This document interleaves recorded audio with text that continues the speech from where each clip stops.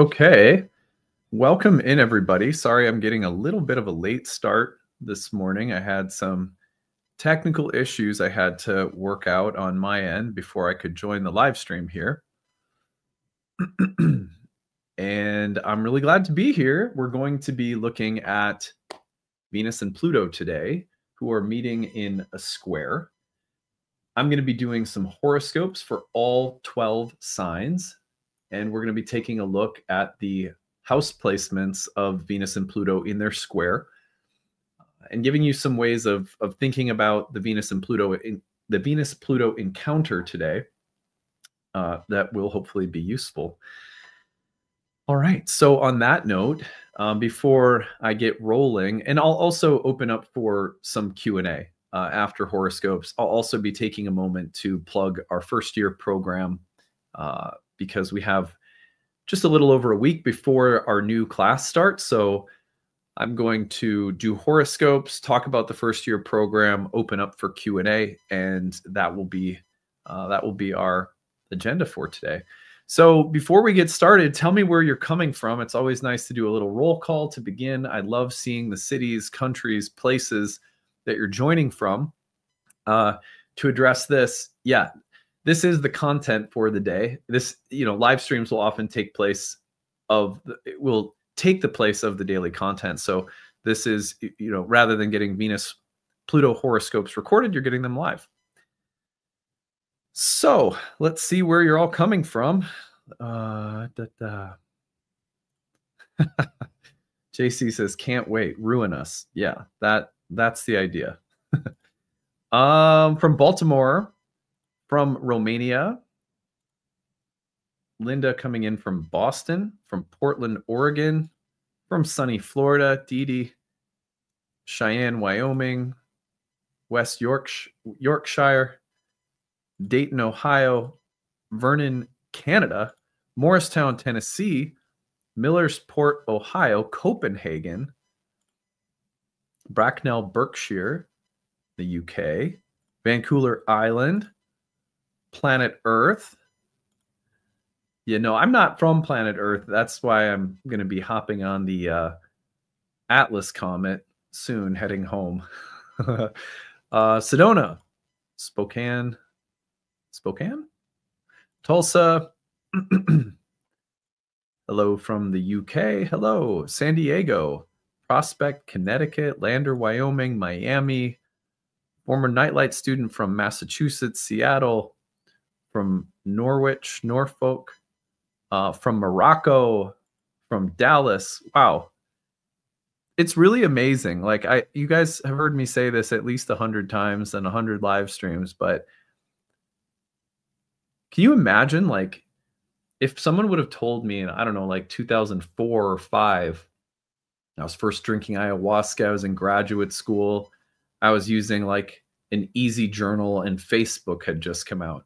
Eventually, you're going to be a YouTube astrologer, and people from north of Edmonton or people from where? Drogheda, Ireland, will be tuning in to a live stream that you're doing. You don't even know what a live stream is yet, right? That'd have been wild. Okay. Where else? From the Pleiades. Good. We need at least a few.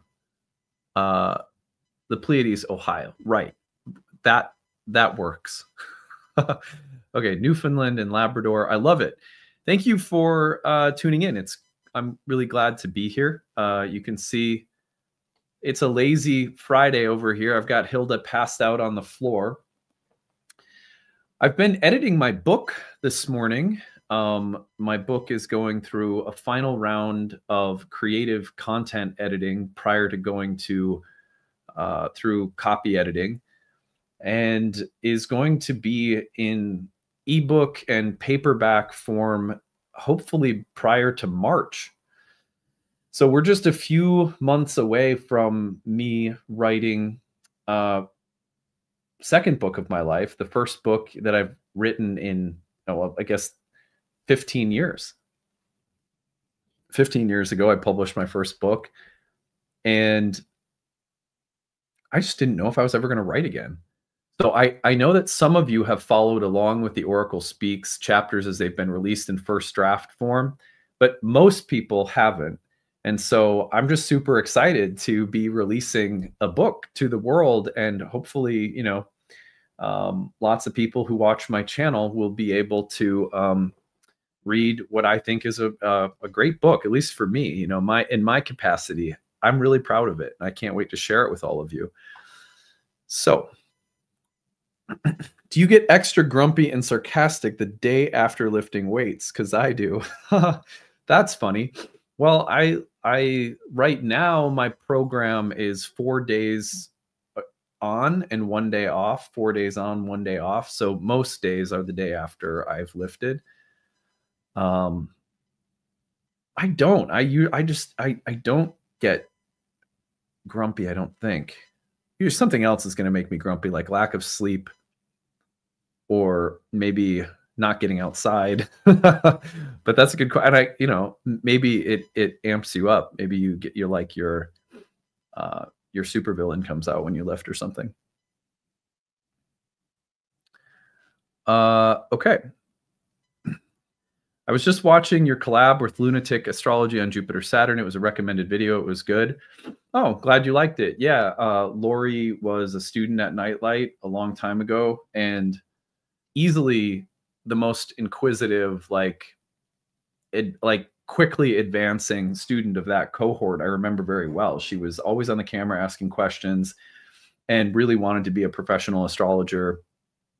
And I could see that potential. You know, like she just had an it factor as a conveyor of astrological ideas and symbols. And so it's not been surprising to see her just take off. Like she's just super talented. And obviously not all of that comes from me or my programs. She's on her own path in life that has developed her in a lot of special ways, but it's always nice to collaborate. And I'm always just kind of humbled by the fact that she comes back and takes time to promote my work and my programs. It's just it's really meaningful to me. I really really feel honored by her. Is that a Taylor behind you? Yeah, that's a Taylor acoustic electric. I also have a Martin, and I have a Gibson electric. It's a Les Paul. And it's only been in like my adult life that I've had so many just knock around banger guitars. It's been nice to have a few that I've saved my dollars for that I really love. Like, you know, and I'm not sure I even would have cared or known the difference when I was first playing, but now I really can tell the difference in having a nice guitar. Got one too, just got a Fender electric. Nice. That's awesome. Well, anyway, I could just sit here and gab all day, but I know that you're all here to talk about Venus and Pluto. So first of all, I want to highly recommend that you check out the last 2 days of video content on the channel for more on Venus Pluto. First day, I did, I think, a pretty good talk on Venus in Scorpio. And that talk could be really useful for us since Venus is going to be in Scorpio, sort of entered last night into today. But Venus's stay in Scorpio will take us, you know, all the way till the beginning of December. So the entire rest of the month, Venus is in Scorpio. And that means that Venus's travel through that whole sign house of Scorpio in your birth chart is going to be present for the rest of the month. So if you want a good complement to today's content, I would check out the video I did 2 days ago on Venus entering Scorpio. It was a really fun talk that I think explored some of the dignity, the meanings of Venus's dignity, and why we get some of the complexities and difficulties that we do, but also what might be in those difficulties that is good for the soul and the soul's perspective. Yesterday, we talked about Venus and Pluto from the perspective of the soul. We talked about death and love, intimacy and witnessing. That was another good talk. Today, I really just want to focus on horoscopes and give you the most tangible, practical ways that you might see Venus in Scorpio and Pluto, the square to Pluto in Aquarius, coming through right now. So today will be kind of like, the last 2 days were very archetypal, philosophical, psychological. Today is meant to be a practical takeaway. Here's where to look for these planets showing up in your life through your horoscopes. So to that end, I have been actively working with the Purushartas, which are the philosophical areas of life that encapsulate the meanings of the houses at the sort of underlying broadest philosophical level. And so I'm going to work with those a little bit today, as well as the topics that everyone will be familiar with, and sort of blend them together to give you a creative way of thinking about Venus and Pluto right now. First, let me get my chart set up here, and then we'll be off to the races. And then after I go through your horoscopes, I'm going to open up for Q&A. Well, first I'll tell you about the Year 1 program, which starts in another week from now, and then we'll hop into Q&A. Okay, so let me get this aligned. Here we are, Friday, November 7th. And okay, okie dokie, we're good to go.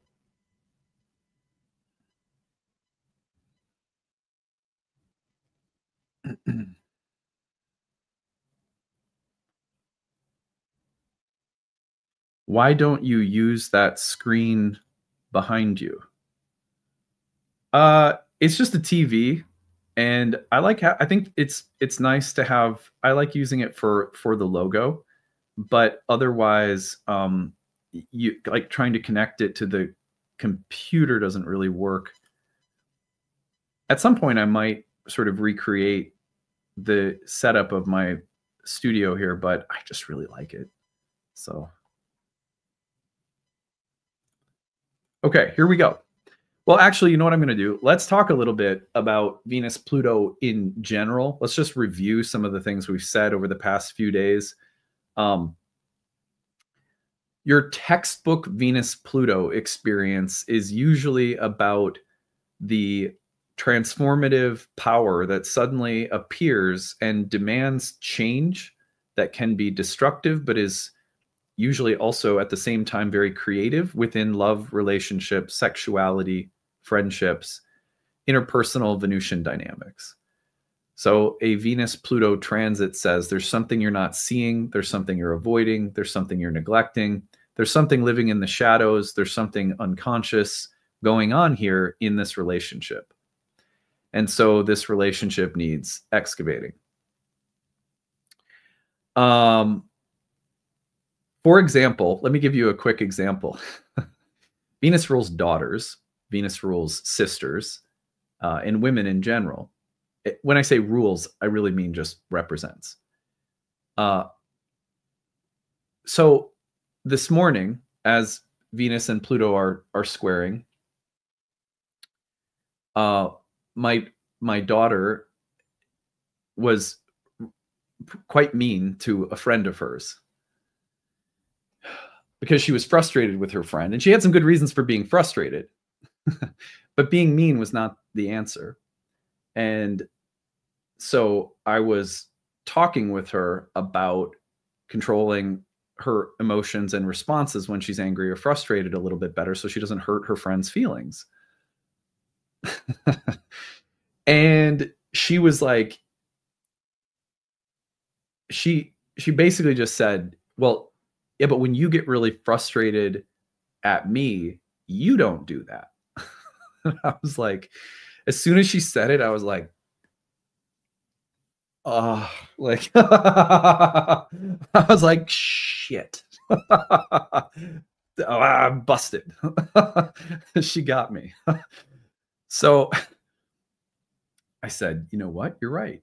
You're right. I'll have to work on this too. And in that moment, I was realizing in some ways she was emulating some of my lack of patience and reactivity emotionally when she gets upset. And man, I just felt so bad. I felt like, man, I'm messing my daughter up. And then I felt like, um, just this deep level of like, this is a shadow in my relationship with my daughter that I need to work on so that she has a better example of how to handle herself in situations, so she doesn't end up, you know, hurting her friends or her friendships. That's a shadow in a father-daughter relationship that was just very brightly illuminated for me this morning while Venus squared Pluto. And after my wife dropped the kids off at school and I knew she'd be in the car heading back, I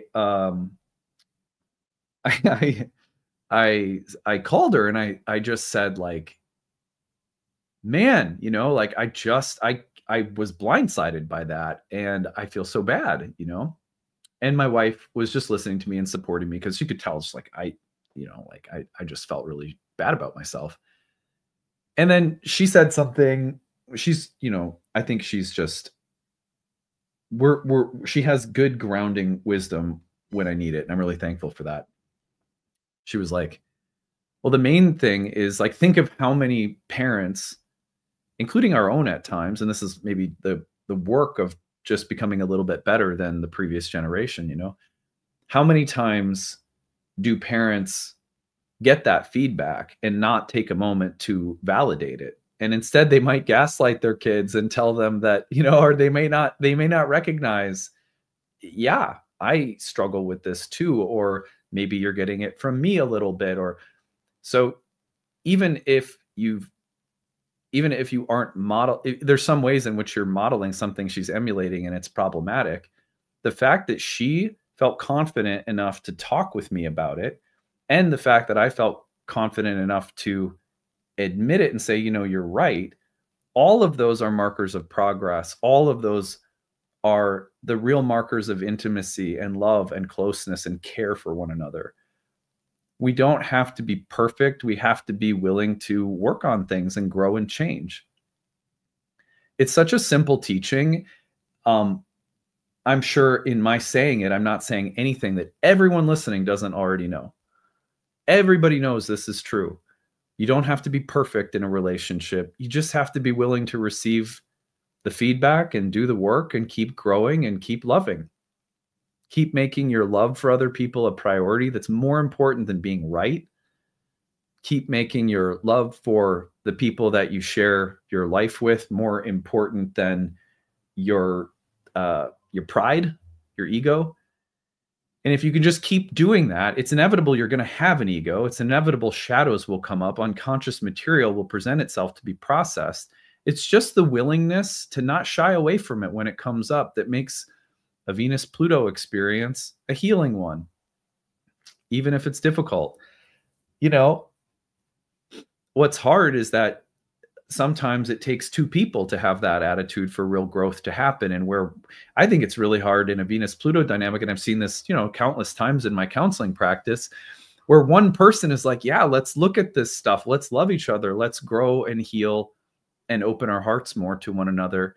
And the other person won't do their part, can't see it, can't admit it. How much, in other words, how much easier is it going to be for my daughter to change and grow because in my relationship with her, I model that I'm willing to do the same for her. She doesn't just need to perform for me as my daughter and I'm her dad. I need to perform for her too, So that reciprocity, the lack of it, can be so painful. And a lot of Venus-Pluto dynamics that show up in our life in relationships, they start with, are you willing to do the work and make the love more important than being right? But they also often boil down to, are both people willing to take up that attitude? Because if so, boy, you can just move mountains with love, with compassion, kindness, curiosity. You can change the whole course of things. Everything can move and adapt and shift and heal and grow and reach its potential. But it takes two. And sometimes Venus-Pluto comes along when you get this realization that you are so willing to do the work, but someone else isn't. Then it's really hard because you have to get out of a relationship or you have to end things I think a lot of us have trouble ending things because we don't want to feel like, we don't want to feel within ourselves like I'm judging someone, or I'm quitting on someone, or I'm giving up on them, or I'm judging them to be incapable, or I'm judging myself to be better. And a lot of us will actually stay in relationships because we feel like getting out of one would make us judgmental or jerky, or, you know, we'd be giving up. And so a really painful part of the Venus-Pluto experience can be this level of discernment that we have to develop that says, look, it's not that they're a bad person. It's not that I'm better than them. It's just that I'm going to need more of a reciprocal dynamic for love to grow and work in my life, or for friendship to love and grow in my life, for it to be a positive thing. Because all friendships, all relationships are already filled with enough difficulty. I need to make sure that I'm in relationships with people who are going to try to show up as much as I know I'm capable of. And that doesn't mean that you're casting someone, condemning them, casting them to hell. You know, it can feel like that. But there's this gentle, loving way of releasing things. I don't know how successful we could be going into a new relationship if the way we got out of it was self-righteous. Someone may not be capable of reciprocating, but if we walk out the door saying, you're a piece of crap, I'm the good one, you're the bad one, and I need good things and not bad people in my life, I don't know, that kind of pride, that kind of self-righteousness probably sets us up to just go ahead and repeat the same dynamic in a new relationship. I think the real sense of, I've learned something, I can't be in this situation, I can't be in it for my own health, comes with a lot of softness and grace and confidence, but not blame, rage, resentment. I mean, we may have to process some of that, but we recognize that we have to do that internally. We don't need to project that onto the other person. A clean break, a kind goodbye is good. That's what we need to do. So there's all of these little things that can come up when Venus says it's time for a relationship to die or end, or it's time to get wiser, it's time to heal, but it takes two people. There's also a level of Venus-Pluto that has to do with seeing things that we don't like to see or aren't comfortable seeing. But if we can expand our ability to appreciate what other people are and what depths they contain, what complexities, what contradictions, if we can develop an appreciating capacity, like expand our ability to appreciate other people and all that they are, and not insist that they only fall into the categories that we are comfortable with. Well, I'll appreciate you so long as you conform to the specific modes of appreciation that I have. What if we learn that someone likes something very different than we do, or they have secret or private opinions we didn't know they have, and we come to find them out, or what have you? To me, the Venus-Pluto contacts are often about saying there's more here than meets the eye. And rather than judge that, can I either just allow for it to be, just be like gracious and accepting of it, or even get curious or interested in it and develop some kind of appreciation for it? When that happens, I think we grow in, like, kind of paradoxically, your ability to grow in your appreciation for other people expands the ability that you have to receive the appreciation from others. So let me give you an example. Again, I'll reference my daughter. My older daughter likes something right now called Labubus, and they are La Stupid. That's how I feel about them. I think they are La Cray Cray. If you don't know what they are, if you don't know what these Labubus are, they're like a viral toy phenomenon that all the kids have them on their backpacks. And they remind me kind of, when I was a kid, there was these collector cards called Garbage Pail Kids. They're weird. They're kind of evil looking, But anyway, they're in blind boxes, so when kids get them, they open them and they don't know which one they're getting, and it's I don't know. I don't know. It feels like um it's tapping all the marketing around it feels to me like a bit of like tapping into something.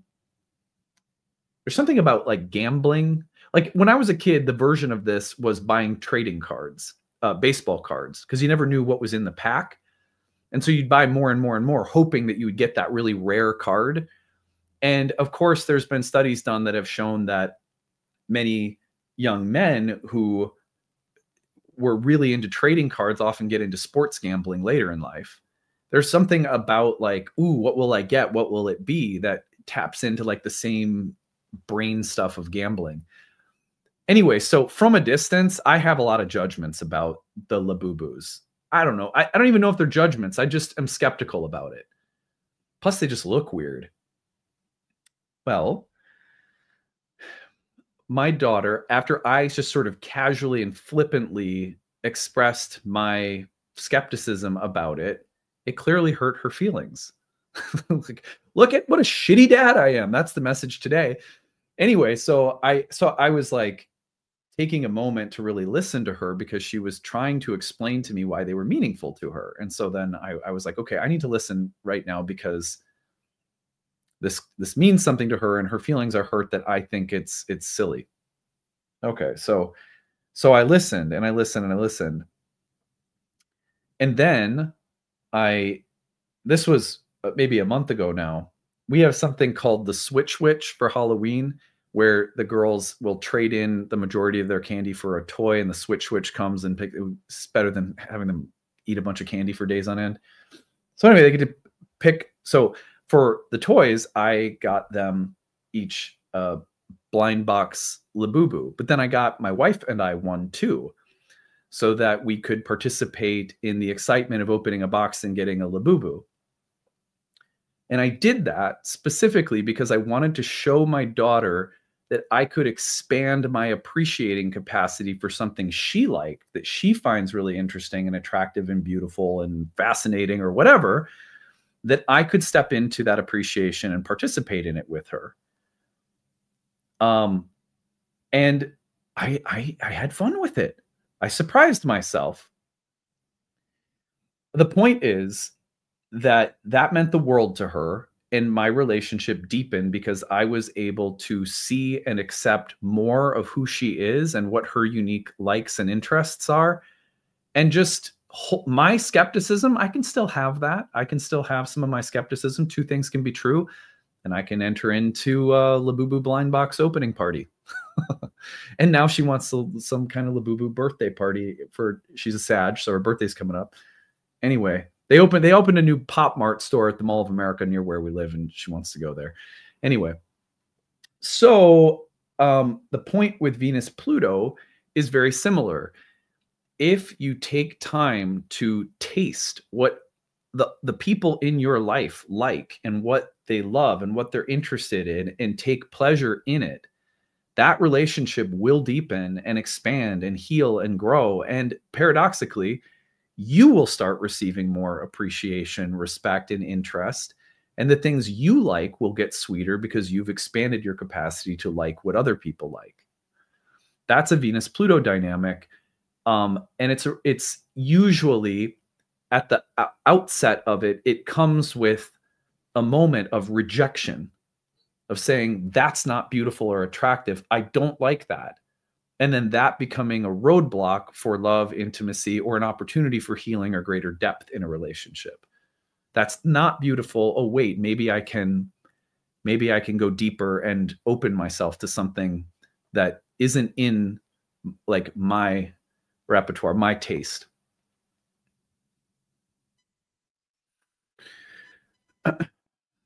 Okay, so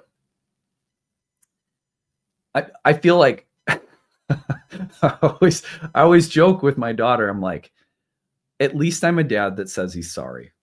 Because because I'll mess up and I'll say I'm sorry, and she'll be like, "Yeah, Dad, that was mean. You were just really ripping on Labubus," and I'll be like, "Well, but at least I say I'm sorry." So anyway, those are Venus-Pluto dynamics. Those are ways of thinking about Venus-Pluto dynamics. So I just wanted to warm us up here with some Venus-Pluto conversation before we get into horoscopes.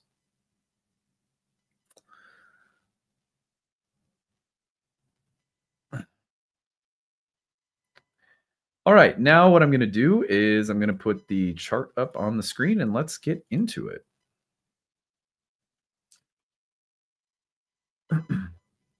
So we're going to start with Aries. We'll go through Aries through Pisces. Remember that the house topics and the combinations of the planets are like, when we do a horoscope, it's basically like gathering a whole handful of darts and throwing them, one by one at the bullseye. And what we're hoping to do is describe the patterns and interactions of symbols broadly enough, and also in some moments specifically enough, so that something lands, so that you go, oh, that one really makes sense to me. So you have to listen to it from that standpoint. Not like everything is going to land, but like one of these descriptions should get close to what you're experiencing. I recommend listening to this for your rising sign. Hellenistic astrologers like myself use whole sign houses. It's a part of the entire paradigm of ancient astrology. It's a part of the entire philosophical language whole sign houses are. So for that reason, I use it in my practice every day. Indian astrologers still use it today.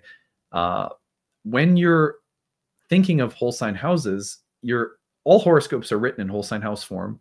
So the whole sign house version of your birth chart will be the rising sign version. You could listen to your sun sign, your moon sign, or any other sign, of course, but I recommend the rising sign because it will locate the actual transits in the whole sign birth chart. Okie dokie. On that note, let's get into it with the timeline. So you're going to notice today, Friday, November 7th, that Venus is squaring Pluto, and we're going to speed this up to give it about 3 degrees of separation. That occurs by Monday, November 10th. So the 3-degree range of separation from Venus to Pluto, that takes us from today, the 7th of November, through the 10th of November. So you may notice anything we talk about in our horoscopes today, from today through Monday, is the point. All right, on that note, I'm going to back this up. And by the way, the exact square, if you want that, it comes through my time. It's like 10 p.m. tonight. That's Central Time. So that'd be 11 p.m. Eastern, or maybe 7 p.m. Pacific, or something like that. All right, so we're going to start with Aries. We've got Venus and we have Pluto squaring across the 8th and the 11th houses. Now, what's so interesting about these two houses is that the 8th house was a moksha house, the 11th a kama house, which means the 8th house has to do fundamentally with the relinquishment of attachments, the process of moksha or liberation spiritually, and the kind of moksha that the 8th house typically depicts are those liberations from bonds or attachments or entanglements with other people, with their money, with their energy, with their time, with their resources. There are something like soul contracts in the 8th house that can either facilitate our spiritual liberation or bog us down. And so the subject of the 8th house, is the matter of relationships, and whether they are part of the process of liberation or if they are keeping us in ignorance or entangling us in the material energy, such that we lose track of who we are, of what's real. The 11th house, as a kama house, has to do with pleasure. All kama houses are fundamentally about satisfaction, joy, happiness, and pleasure. The 11th has to do with those forms of pleasure that are socially conditioned, that connect us to groups of people, that connect us to colleagues, social networks, and communities, And the 11th house was called the joy of Jupiter, and a house associated with the blessings and benefits of positive or beneficial social connections. Those could be ideological, moral, religious, professional. But the bottom line is that that house had to do with a feeling of joy or happiness derived from the social participatory level of our life. So when you put Venus and Pluto in a square across these two houses, we're asking questions about soul contracts with other people, what they provide us with that contributes to a larger sense of social, cultural, public happiness, the public social level of our life, and whatever way we find happiness in that world, and what soul contracts with other people are dying or changing or need reform or revision because they are or are not providing us with a larger sense of social happiness. Now, that could go in so many different directions. Some people might be coming into your life right now that you're finding some interesting benefits, blessings, and connections from that are facilitating greater social happiness. But, and maybe those things are also positive for you spiritually. But the very people and things coming into your life right now that look beneficial and advantageous that you feel will provide you with upward social mobility or greater success or happiness socially could also be coming at a cost. You're going to lose yourself. You're going to get entangled. So there might be a little beware, a little caution that should be considered right now. So that's the level at which I would look at the Venus-Pluto connection across the 8th and the 11th for Aries. All right, let's go to Taurus. For Taurus, we're talking about another Kama house. The 7th is Kama, happiness, bliss, pleasure. The 10th is Arta, which means the means by which we achieve or accomplish something materially. And the material world's greatest benefits or blessings are things like power, prestige, honor, acquisition, wealth, material stability, material pleasure or comfort because of what you own or have or possess, or how much influence or power or notoriety you have in the world. Usually connected in the 10th house to career or vocation. Whereas in the 7th house, we're talking about pleasure, and we're talking about the connection of the pleasure body and intimate interpersonal relationships, marriage, but also sexuality in general is found in the 7th house. And so the encounter between these two planets in square, in the house of Kama and relationships and Arta and work and career, could mean that right now we're looking at the intersection. For example, when you grow in power, prestige, notoriety, mastery, you get better at something, you earn more money, you become more powerful, you take on more responsibility in the workplace. Sometimes you start feeling more attractive and you start looking for a different kind of partner or partnership based on how you feel your worth or merit has changed in the world. But some of that may not be healthy. Some of what you start looking for may be reflective of an inflated ego because you're doing well in your career. So that leads you to looking for more superficial things in other people.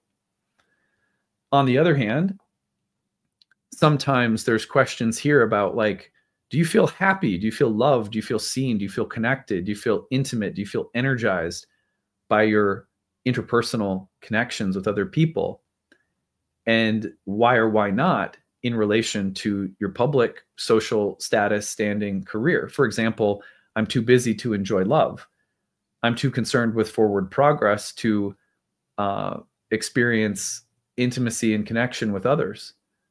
Or could it be that there are illicit things happening with lovers in the workplace, for example? So the sphere of happiness, bliss, pleasure in our relationships that Venus in the 7th represents, interacting with Pluto in the 10th, explorations of power, prestige, your career, your notoriety in the public world, what power, influence, or role you play there, are having a kind of dialogue or exchange with one another right now. This can also be about meaningful partnerships that are creative. Venus in the 7th can be about business partnerships that are creative and collaborative that contribute to growing or developing things professionally. It could be that simple. I'm reminded of the fact that, for example, just yesterday, as Venus entered Scorpio and started squaring Pluto, a former student of at Nightlight, Lori Lothian, who I was just talking about at the beginning of today's talk, who has a very successful YouTube channel, she had me on to help promote my program.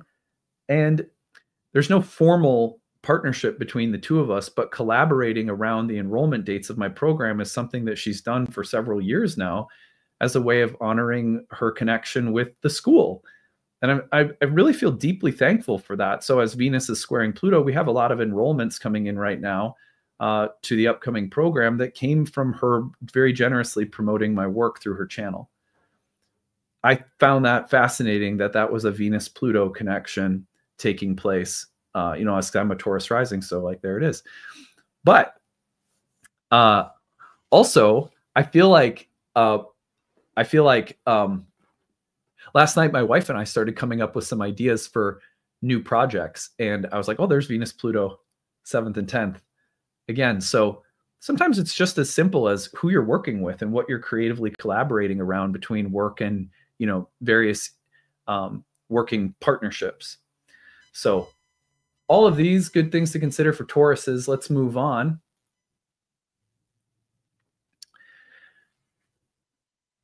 For Gemini, we have Venus in the 6th, Pluto in the 9th. So the 6th house is an Arta house. The 9th house is a Dharma house. So in the 9th house, when we talk about Dharma, we're talking about developing an understanding of truth and reality.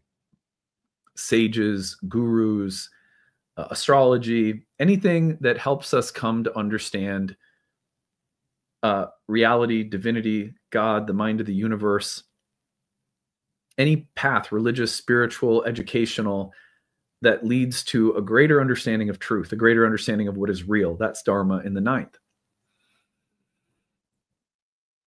It's interesting because Arta in the 6th has to do with the natural struggles, the natural element of sacrifice, work, duty, hardship, and struggling that take place in the material world as we build anything or work to survive or thrive materially. So if you want to build something, it takes a lot of hard work. It takes a lot of sacrifice. If you want to learn something, it takes a lot of practice and a lot of sacrifice and a lot of frustration and a lot of having to do something well before it rewards you for the results. You just got to keep chopping wood and carrying water. But that element of willing sacrifice is leading to success eventually in time in the 6th house. So you got to put in the time. You got to put in the work. And it's also about the various misfortunes that arise in the material world that are part of the material energy: disease, sickness, obstacles, breakdowns, you know. I think it's really anyway, the 6th house, it's like your car breaking down. I just had a transit to the ruler of my 6th house, and my car broke down. It's in the shop right now. Thankfully, the fix is under warranty, so it was like a silver lining. But the 6th house is like cars break down, shit happens. It's a part of life that we deal with adversity.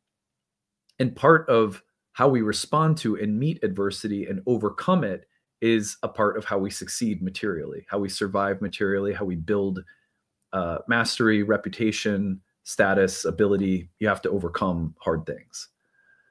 You also have to be a willing servant and have a willing sacrificial attitude. So this is a very interesting combination between Venus and Pluto in these two houses, because on the one hand, it could point to something like a period of time where things are going wrong, and you're asking, where does misfortune, like what is its role or what is its place in reality? When 6th and 9th house connections come up, I find that my clients, for example, are always asking the question, why do bad things happen to good people? Or why is this happening to me? Or why do I feel like I'm being punished? Or why is it so difficult? Or when will this end?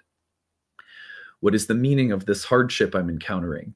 So philosophical questions that overlap with periods of hard work, or sometimes like just little misfortunes that come up, or sickness that has to be overcome, that's pretty normal for a meeting in these two houses. With Venus, that might mean you're reflecting on why certain people and certain relationship dynamics, especially tough ones or difficult ones where there's some strain or stress, like, why are they here? What role do they play in my life? You could be feeling quite philosophical right now with respect to the challenges arising around love, sex, relationships, sisters, women, friendships, and that wouldn't be uncommon. You could be experiencing any kind of hardship, delay, obstacle, adversity, and asking, why is it here, or what can I learn from it? But the same combination could also have you studying something, or really putting in a lot of time and effort, maybe to something Venusian, something like an art form, something like a craft that you're learning or studying that's really requiring a lot of time, effort, or energy right now. And this could actually be a very fruitful period for the development of that thing if you're willing to put in the time and effort. I would also look at this as an opportunity to reflect on moral, philosophical, or ideological differences in relationships, and how the seed of certain conflicts in relationships may exist because of different beliefs, and having to really look closely at those things right now. All right, so that's some takes for Geminis. Let's move on to Cancer. And I'm going to take a bite of dark chocolate.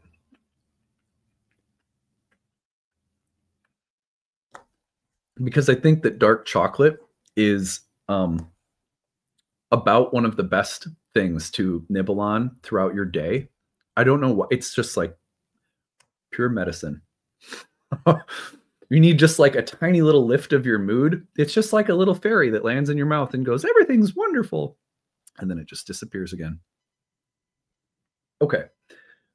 So let's go on. Yeah, the bittersweet medicine. That's exactly it. All right. Cancer. So Cancer's got Venus in the 5th, Pluto in the 8th. Now we're in another Dharma house, and we're back to that moksha house. The interaction between Dharma and moksha is so fascinating. And across these two houses, do you want to know the most common way that I see aspects showing up between 5 and 8? Doesn't really matter the planets, but I'll be more specific in a second with Venus and Pluto. People ask themselves whether or not certain agreements in relationships that they're in, but usually like consciously, it's like a conscious part of the give and take or the contract of a relationship. And they will ask whether or not that contract is contributing to their creative authenticity, or whether it's prohibiting their creative authenticity. By that, I just mean, I don't feel like I can be myself. I don't feel like I'm doing all of the things or being all of the things that make me feel happiest and most creative and sort of satisfied and vibrant. The feeling that you're living from your heart, that you're doing things that represent exciting, creative originality. That's the 5th house. And when planets in the 5th get in dialogue with planets in the 8th, it's like, I'm going to get into the relationship with this person because they're going to provide me with resources, and the commitment will provide me with more time to do the things I love and be the person I am creatively. And I'm willing to sign up for that, even if I don't even really like this person so much. It's just that they bring some degree of creative freedom into my life, so I'll just do that deal with the devil. Okay, that's one way the two planets work. And then, of course, a Venus-Pluto transit comes along, and you go, I have to get out of this relationship because I need more of a connection, even if this person, for example, is wealthy, and therefore I can do more of I have more freedom to be myself creatively. I can go to the workshops that I want to go to or whatever.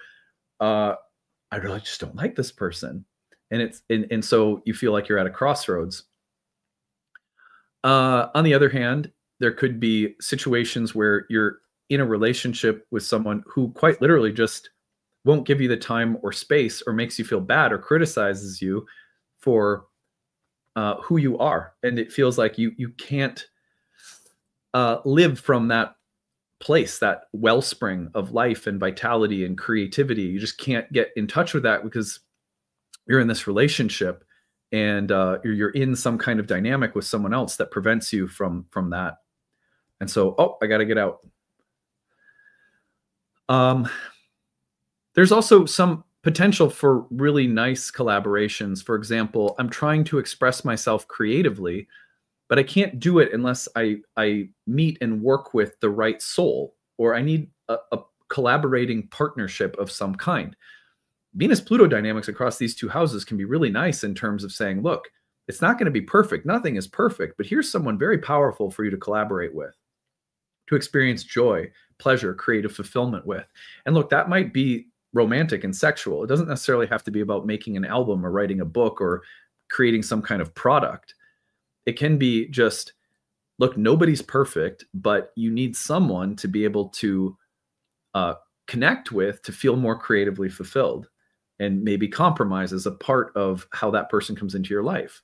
Or maybe there's, on the other hand, maybe it's like, I've been too compromising and I need to be more specific and have better boundaries around who I let in and creatively collaborate with, because it may make me sort of soul sick or spirit sick if I'm not sharing my creative essence with the right person. Anyway, these are the kinds of conversations that frequently come up between a house of Dharma, which is living with your creative truth, is sort of the Dharma of the fifth house. And the eighth house, which has to do with the moksha, the liberation from entanglements that either other people help us with or prevent us from. For example, a good professor, a good teacher, a good guru, a good counselor or therapist is someone we partner with, and through their guidance, we get liberated from unconscious, stuck material, let's say. That's a great kind of eighth house partnering. And a lot of people whose maybe career house signifiers intersect with the eighth house may be people who help other people disentangle. There's hospice care workers that live in the eighth house that help people leave their bodies, you know. But then there's also questions about what entangles us. So thinking right now about creative entanglement and creative freedom or liberation. All right, that's Cancers.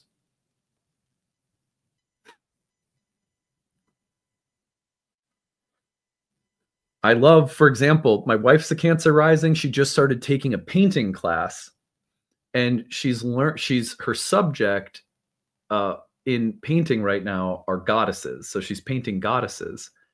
And her teacher is really helping her develop her abilities as a painter.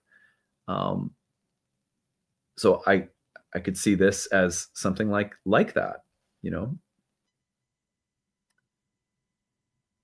What frees us up and liberates us creatively?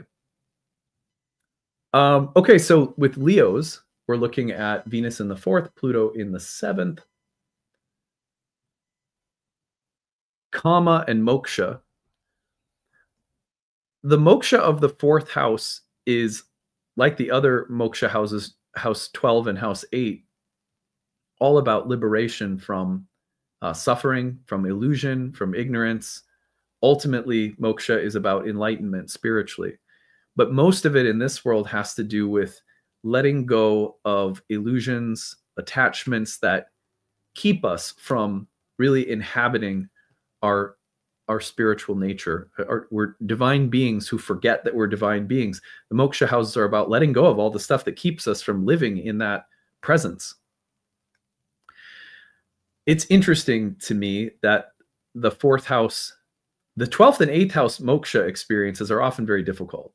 They often involve healing crises, and, you know, like the letting go is sometimes pretty painful in those houses.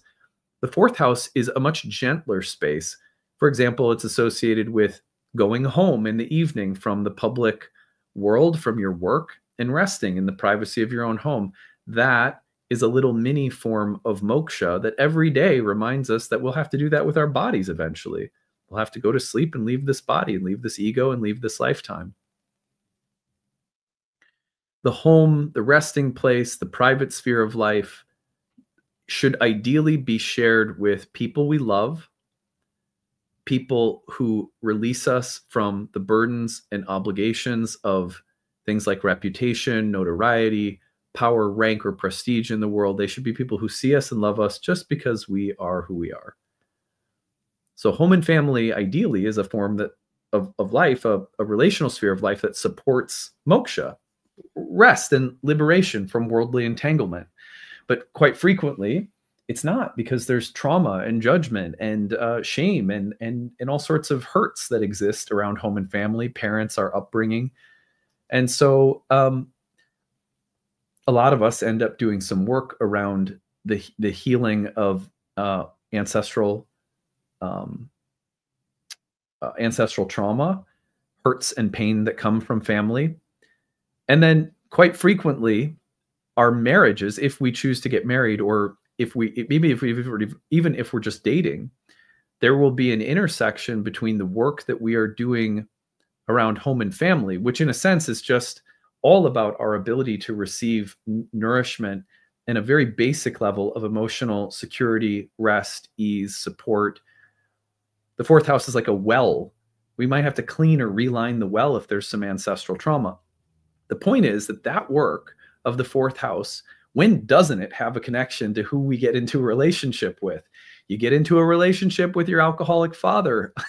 You get into a relationship with your neglectful mom, So the work for Leos right now may exist between family patterns and relationship patterns, looking at the connection between your family of origin, all of the best qualities of your upbringing, all of the things that were most supportive, most harmonious, most beautiful, most fortunate, and maybe those that were most painful, most lacking, or harmful. And then asking the question, how do any of these patterns, how does my history karmically around these subjects carry over into my intimate relationships, into how I seek pleasure and how I find fulfillment in my relationships? So some real connections between those two areas. And it goes two ways. Our partners bring in things from their own families too. So the exploration of those dynamics on both sides of a relationship can be indicated by these placements.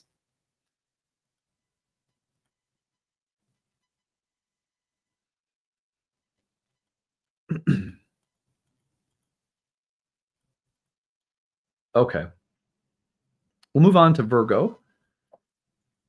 And here we have Venus in the third and Pluto in the sixth. I find in the past year, my understanding of the third house has grown so much after I spent a lot of time with the Indian astrological tradition of the houses. It's a Kama house. Sixth house we were just talking about, of course, is an Arta house. So the sixth house, we already said, has to do with the work of the world, the struggles of the world, the sacrifice and efforts, the things we have to overcome, the work that we have to put into things before they develop or gain traction. So sixth house, service, sacrifice, hard work, etc. The third house as a Kama house has to do with pleasure again. And there are three different domains of pleasure through the Kama houses, 11, 7, and 3. We talked about 11 already as the house that pertains to social pleasure. For example, an 11th house experience for myself, and maybe for some of you who are into astrology. If you're an astrologer, part of how you feel social 11th house happiness will be defined by how well you feel received or liked, or what you feel your contribution is to the field of astrology. Not surprisingly, Neptune, for example, entered my 11th house as I made my way onto the scene as an astrologer. Its whole time in Pisces pretty much has been spent while I've been a professional astrologer. And so the 11th house is really like, how do you define happiness within a very big social public context? 7th is interpersonal, one-on-one. Now, the third house version of pleasure has to do with the pleasure derived from our own mind and our own psychology. And through anything that we come to be what do I want to call it? Anything that we have to cultivate within ourselves that makes us feel happy about who we are, that requires a lot of effort, mentally, intellectually, emotionally. So, for example, the 6th house and the 3rd house both have to do with skill development. The 6th house is the work you put in to learn a skill, like astrology. It's the effort. It's the part that kind of sucks, honestly. But in time, it'll build and develop into something. The 3rd house would be the joy and happiness that you derive from feeling like you're a good astrologer because you put the work in. So the 3rd house and the 6th house have this affinity in ancient Indian astrology with things that require practice and effort. The difference is that the 6th house is like the work and effort materially speaking, whereas the 3rd house is the work and effort psychologically, emotionally, mentally, and the realization of the happiness or satisfaction that comes when you build or develop something, a skill or an ability that makes you feel good about yourself. It's also the natural ability we have to take joy in communicating, thinking, feeling, and our own psychology. This is why, for example, in ancient Hellenistic astrology, the 3rd house is called the joy of the moon, which pertains to the mind-body emotional connection. And in Indian astrology, the 3rd house is related to the mind, the intellect, and the emotional body. Now, all of that had to come first because I find that these 2 houses in combination are pretty tricky when it comes to a horoscope. What I would say right now is that for Virgos, we're talking about how do you want to feel about yourself? What don't you like about yourself, and how do you wish you felt about yourself? How do you wish you were, and what work, sacrifice, effort is required? For example, you may not like the sound of your singing voice, and you'd like a better one. So you might have to get a coach that teaches you how to sing, and then that process will reward you with feeling more confident and happy because you have a nice singing voice. It could be that also in certain relationships that you have, you don't like how you show up, or you don't like how you experience yourself, or you lack self-esteem or confidence mentally, or in how you communicate. And this might be a moment where you're getting feedback that's not easy socially, but it also gives you the impetus to shift or change your behavior, your mind, your communication, something about your personality, the little work and effort. You are now wanting to work on becoming more likable. That would be very common for these 2 placements. This could also be about certain kinds of conflict that come up, or hardships in relationships with sisters, with women, with siblings, with friends. Probably reflective of your own psychology in some way and giving you some feedback about that psychology. But then also think right now about anything you're trying to build or develop as an art, a skill, an ability, a quality within yourself, and the work, effort, or sacrifice that is necessary for that process. Let me give you, this is fun. I was telling you the story earlier about my daughter and her friend at school, and our conversation this morning about being more patient when you're frustrated. She called me out. Well, she is a Virgo rising. So she went to school this morning and she told us, I'm going to tell my friend I'm sorry. When I get to school today, I'm going to tell her that I'm sorry that I was, kind of impatient and rude. Well, there's Venus Pluto, right? She's working on herself. There was a hardship that came up in a relationship that offered her an opportunity to reflect on her behavior, and she's going to go and apologize. See, it's right there. It's the exact little archetype I was explaining. All right, let's go to Libras. So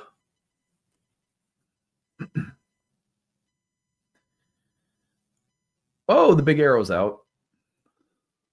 Go down. Okay. Venus square Pluto from the 2nd to the 5th. Here we have an Arta house and a Dharma house.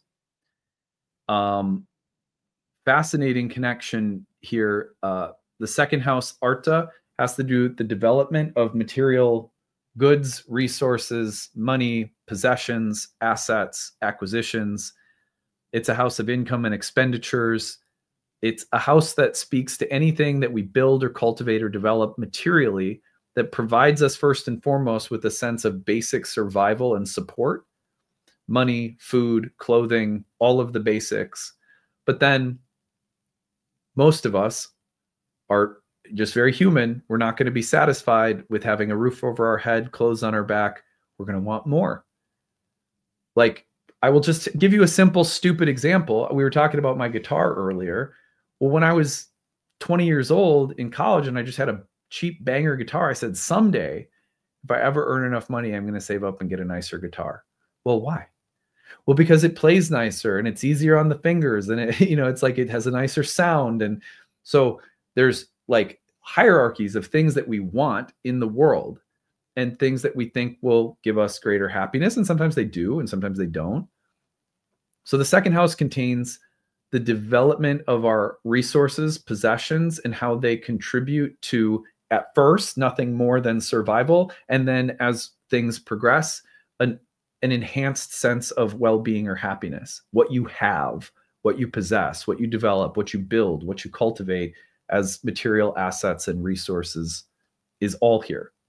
Now, that could also be about building a body, building a better diet, I've mentioned this somewhat recently that Arnold Schwarzenegger has a loaded second house. He's a bodybuilder. If you want to build your body, it goes from am I healthy and happy to I'm going to be an Ironman Olympian champion, So the second house is about the evolution of our relationship with things that we build, cultivate, develop, have, and possess. That's the arta of the second house. The dharma of the fifth house has to do with the question of whether I feel like the things I'm creating, the way that I'm living, the choices that I'm making are coming from my authentic creative essence. And the marker of that is they make me, I feel like I'm creative. I feel like I'm in a flow with life. I feel happy. I feel like I'm living from a sense of who I really am. And usually that connects us with joy and love and happiness to other people. It connects us to mundane things and big creative acts in our life with just a simple sense of joy. I'm being me. So when these planets get together in these houses, we might be asking questions about synthesizing our creative values with the development of our material assets and resources. For example, the classic question is, am I building a career, assets, and success materially that have anything to do with my creative essence or not? And if not, that can feel pretty painful.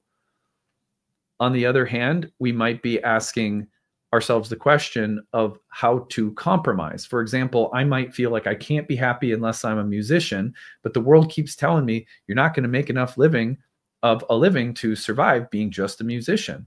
Well, some creative compromise might be necessary. How do I live in touch with that musician part of me that is, I'm not going to be happy if I'm not in touch with, but also, how do I pay the bills? Classic second, fifth house kind of conversation. So questions about creative authenticity, creative essence, creative expression, and questions about money, resources, finances, assets and acquisitions. Any kind of dialogue between those two areas of life would be appropriate for this right now. Now, I wonder if conversations about these two areas of life are also coming up because of things like love, sex, marriage, relationships, Venus, or because of things like sisters or friends or girlfriends or women in our lives. That would be another layer of this. All right, let's move along. Oops. Let's move along to Scorpio. So for Scorpio, we've got Venus in the first, Pluto in the fourth. Time for some dark chocolate. Okay.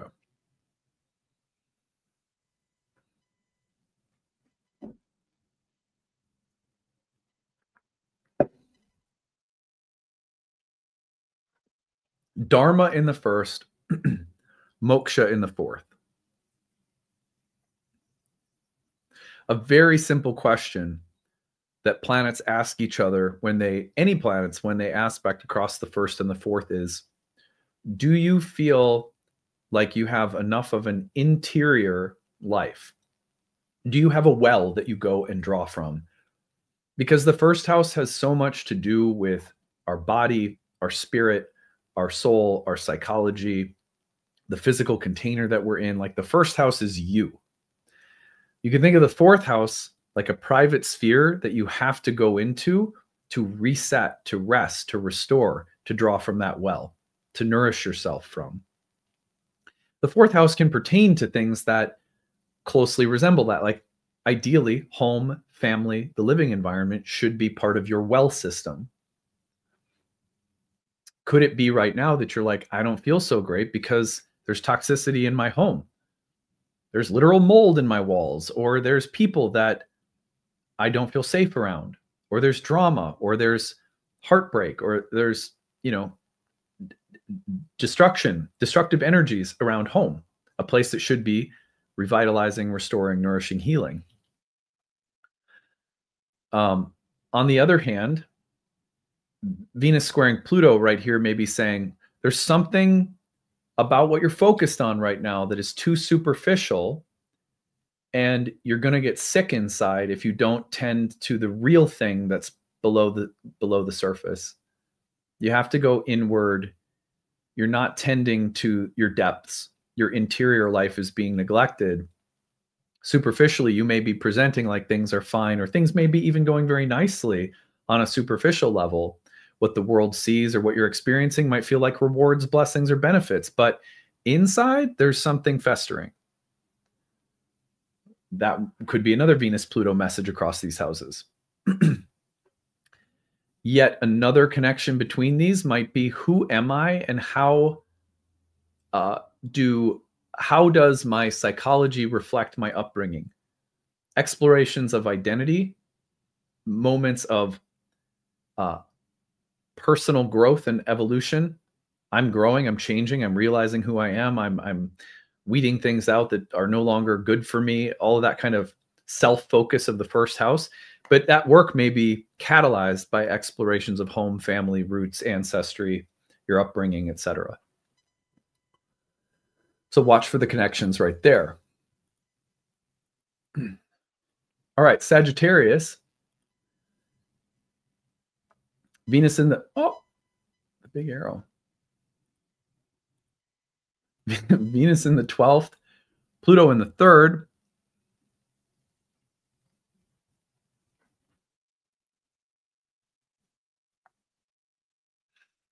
So a moksha house, back to that kama house.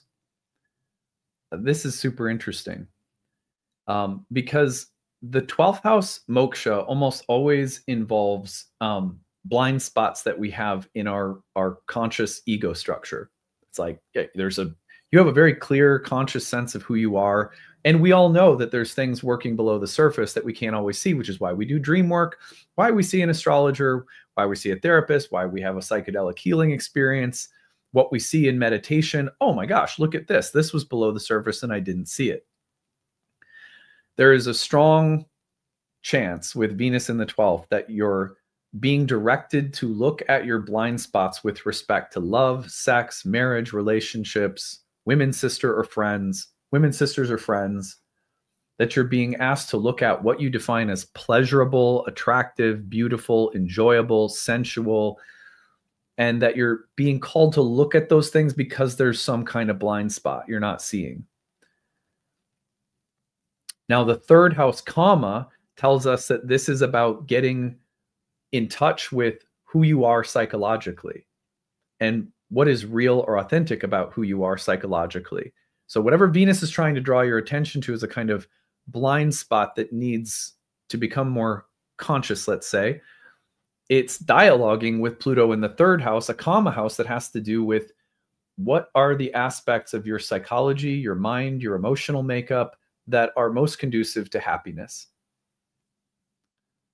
So this is a really great time to be looking at, what is really going to make you happy? What is a part of your psychological makeup that contributes to unhappiness in your relationships? Pretty good time to get called out for Sagittarians if you're undermining yourself in relationships or choosing the wrong people or involving people that are, maybe like sort of detrimental or undermining you in some way, and to just be able to see it and to understand something about your own psychological makeup because of your ability to see it right now. And also, this might be about understanding parts of your own psychology that need inclusion or integration that have been excluded somehow, or kicked out, or ostracized, or left behind. Like, where are the abandoned parts that are going to provide you with greater happiness, pleasure, creative fulfillment if you find a way to include them because somehow they've been marginalized or excluded?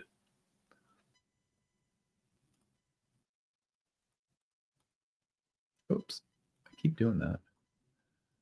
Okay.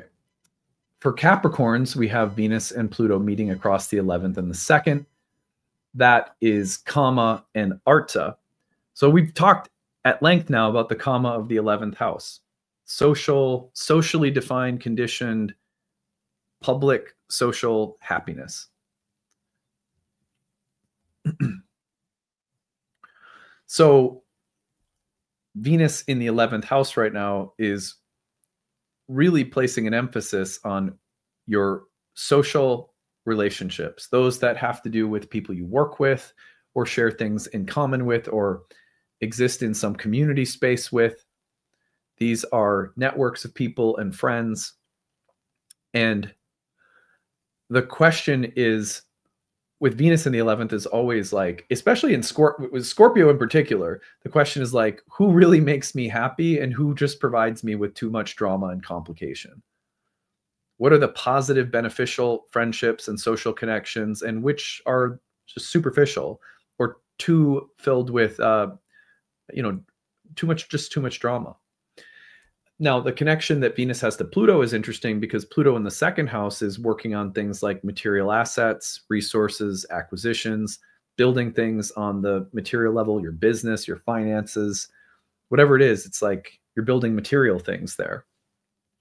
So a question for these two planets is, who are the advantageous people or social connections for building the things you're trying to build materially, financially?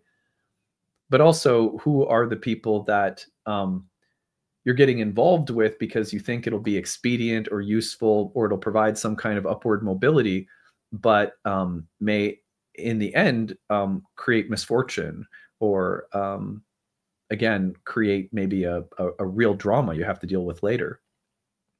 Or which relationships right now are you forging or getting out of that have very specific advantages or disadvantages materially?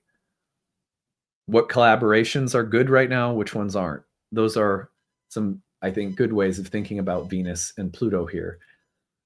And it's also about asking, are there inconsistencies between the broader social harmony that you're seeking and the material development that you're seeking? I like to stay pretty close to my own hypocrisy because it keeps me humble. And when I'm humble, I'm kind. When I'm humble, I have a better sense of humor, So I always like, for me, and this really came from my ayahuasca experiences, it's important to not be like, I don't try to kid myself that like, for example, we do need-based tuition at Nightlight, and we have for going on 16 years. And I'm very clear that it's not as simple as just like starry-eyed altruism. We want a serious, as a matter of integrity and principle, I believe that a sacred topic should be accessible to people. So I stand by that. But it's also been part of an innovative business model for how I earn a living. And I'm not someone who doesn't care about that just because I'm doing something spiritual. And I have to live with that, what can feel at times like an inconsistency, and learn how to hold the tension of that, And I think all of us do.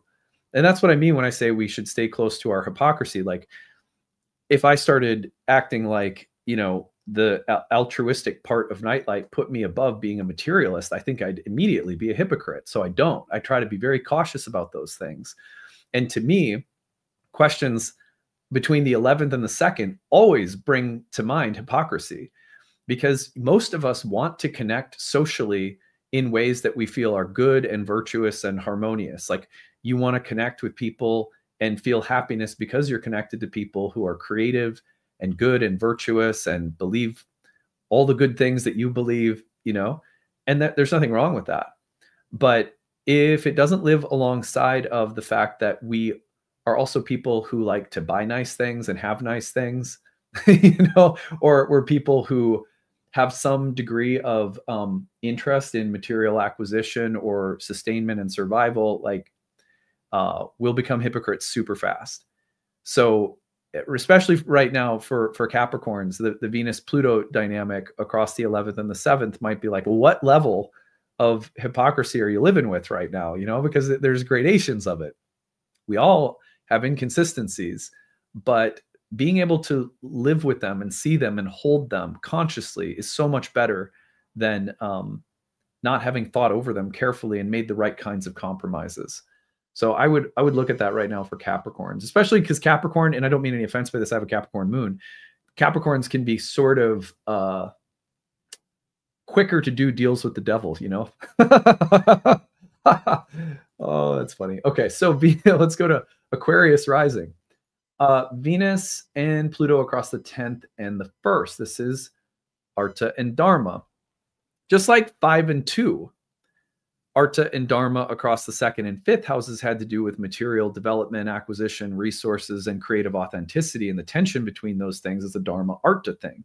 Well, here we have the exact same thing.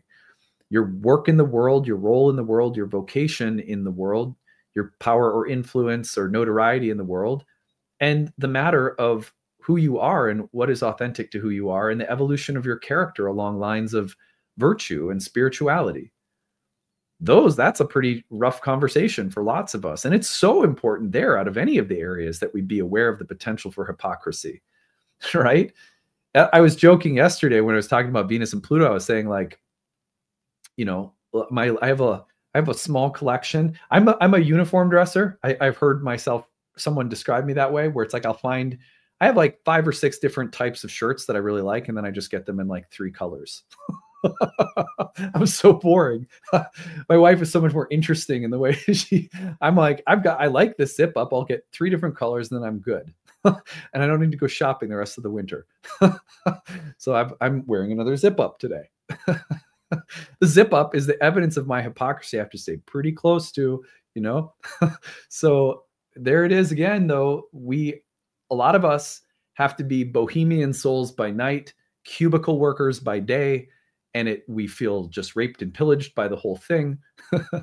But living with that tension, living with that awkwardness, if we take it as a blessing, as a gift from the universe, as a little wink, it's hard to get out over our skis, isn't it? It's hard to feel too big about who we are. Oh, I have the right ideas because I had an ayahuasca experience, or, you know, I have the right ideas because I'm an astrologer. Yeah, but, you know, you're really the same as everyone else. You know, you got your zip up on. Come on, let's be real. So I love these placements. Just really bring up that tension between what does it mean to be you? What does it mean to evolve as a person? To deepen as a person, to grow wiser as a person, to grow in your facilities. You know, like you have gifts and skills that are really unique, that when you do, they're like, those are the things God gave you, you know? And then there's also this place where we work in the world. And for very few of us do the two perfectly synchronize. So this is the conversation right now for Aquarians. Might be also driven by relationships, by things like love, sex, desire, beauty, sensuality. All right, finally for Pisceans.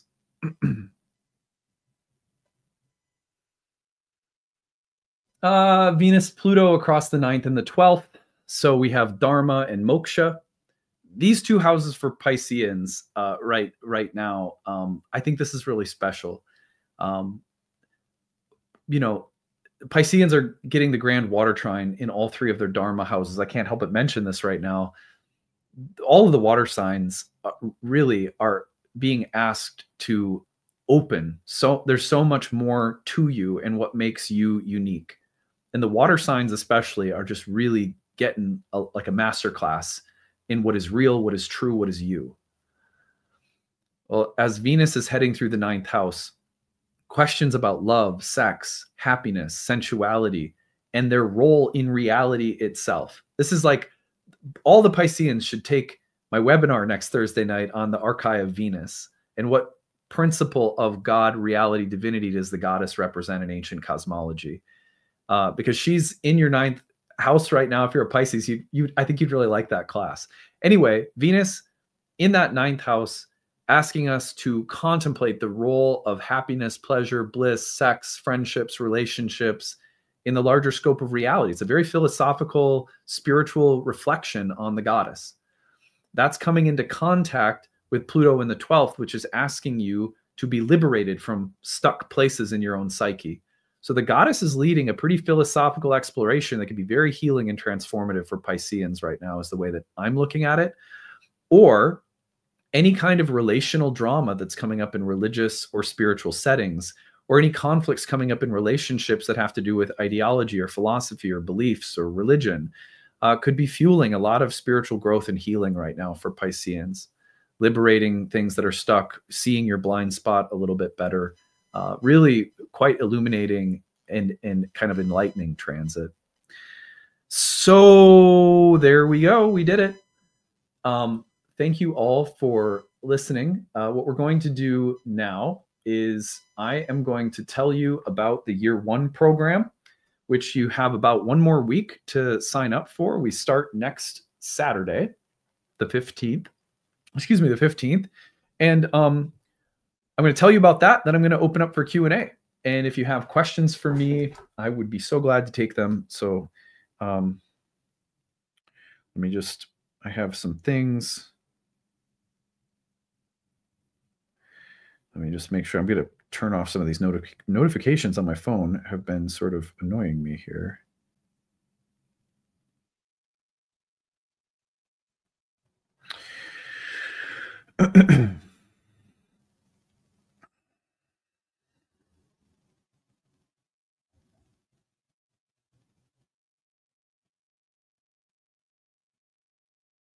Okay.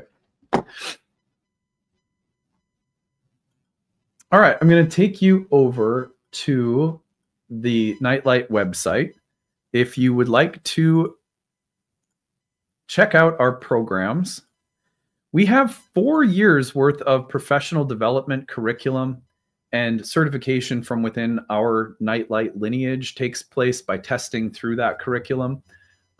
If you go to the courses page, you'll go to the first year course. Click on it. We start November 15th. That's next Saturday. This class is called Ancient Astrology for the Modern Mystic. It's our foundational class in ancient Hellenistic astrology. You are going to learn so much about the philosophical and technical roots of astrology. What that's going to do, let's say you're coming from a modern background, you already have some awareness of planet signs, houses, aspects, but you've learned it from a modern perspective. That modern perspective is primarily psychological, which means it tells you about behavior patterns. It tells you about the psyche, which is great. That's the contribution of modern astrology, has been primarily to make it more psychologically available and beneficial for people. Carl Jung was a big part of this, this close relationship to like the Myers-Briggs test, all of that. When you study ancient astrology, what you are learning is significantly more predictive. Ancient astrology, both in the East and the West, is more like karmic analytics. It's telling you specifically what types of events and themes are going to happen at what times as a matter of fate or destiny. Your ability to grow as a predictive astrologer in this program is closely developed in the first 2 years alongside of the modern psychological counseling dynamic. So what we want you to do when you come through our programs is be able to sit down with people, if you're going to practice professionally, be able to read their natal chart from a psychological perspective that gives them insight. Who am I? You know, but also can outline specific dimensions of fate and karma and timelines that meaningfully predict when that karma will appear, as well as some insight as to how to meet those experiences so that healing and transformation can occur, of course. But when you look at the material on our website, and there's an informational video here you can learn more about, you're going to see that the topics included in the class, you're going to go, oh, I already know about all of that stuff. For example, in our curriculum, the 12 signs, 12 houses, aspects, etc., you're going to go, oh, I know that. If you have never studied Hellenistic astrology in depth, or to speak of the fact that our curriculum is also lineage-based and very specific, but if you've never studied it, I guarantee you, you will not have learned about houses, signs, planets, and aspects in the way that you will in Hellenistic astrology, because it's very, very different. First and foremost, you're going to get at the philosophical roots of the whole language. Where does this come from? What is a house? Most people can tell you what a house topic is, like the first house is self, the seventh, relationships. But can you tell me what a house is metaphysically? In other words, where did the idea of a house ever come from in the first place?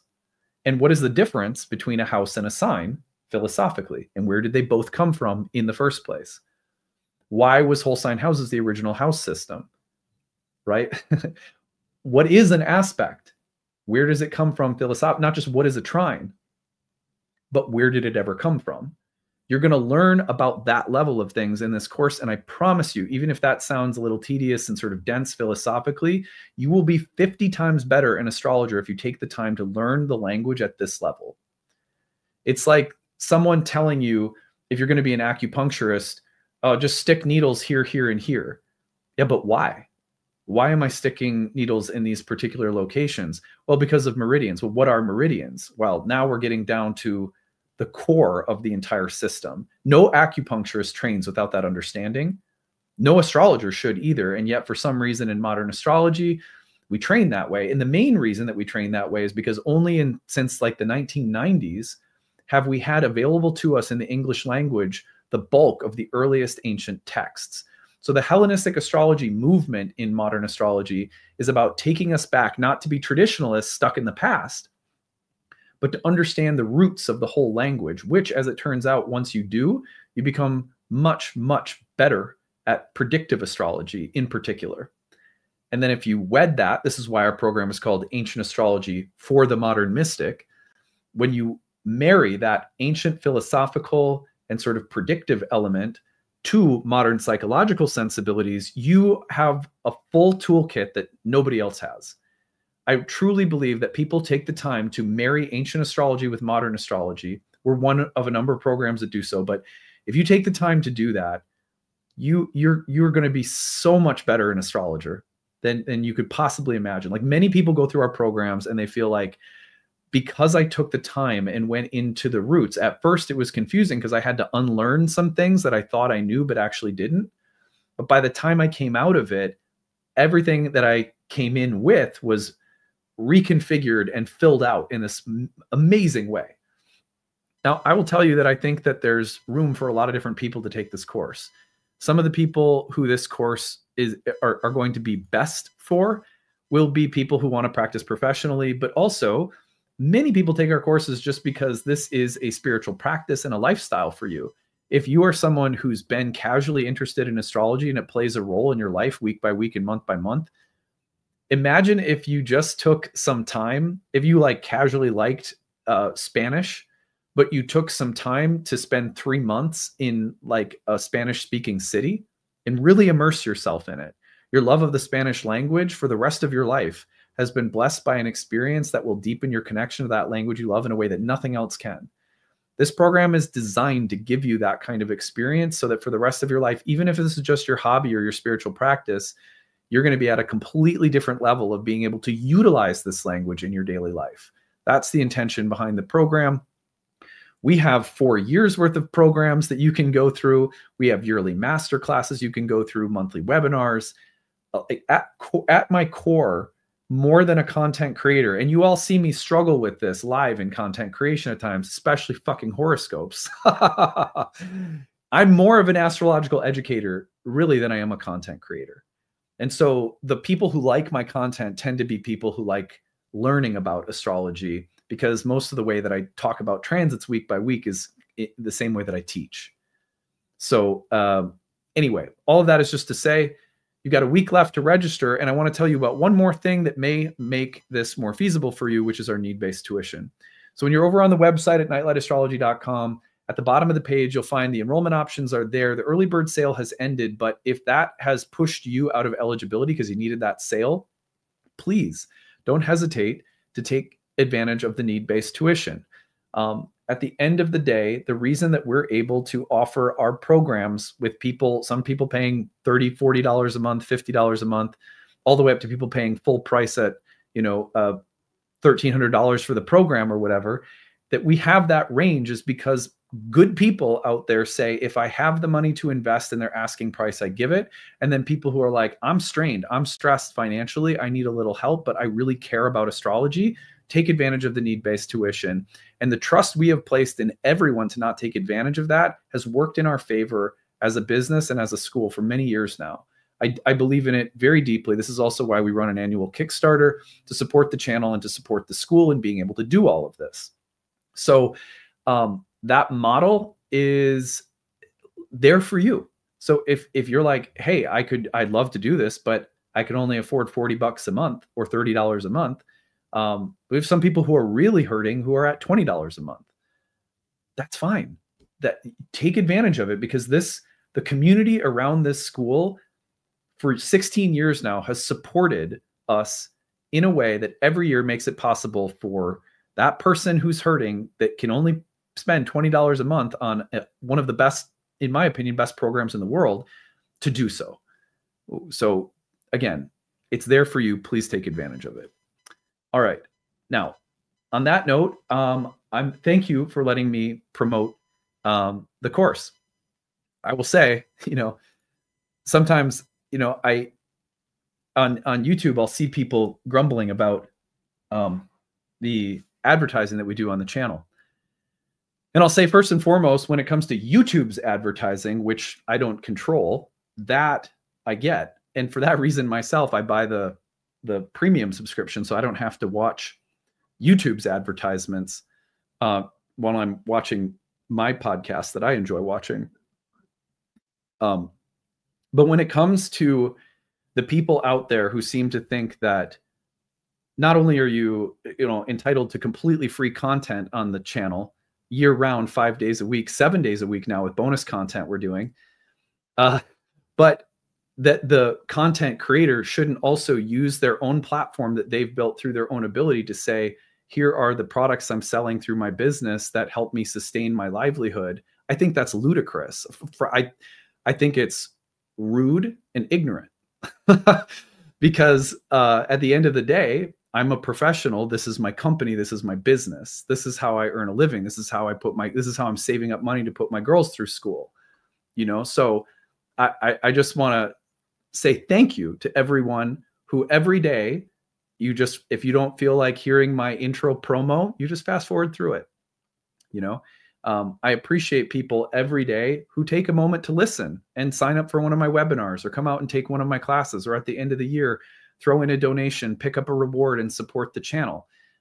Creators have every right to advertise things that they sell through their content, right? If you're an astrologer, you have a right to create content and you have a right to sell your products through your content.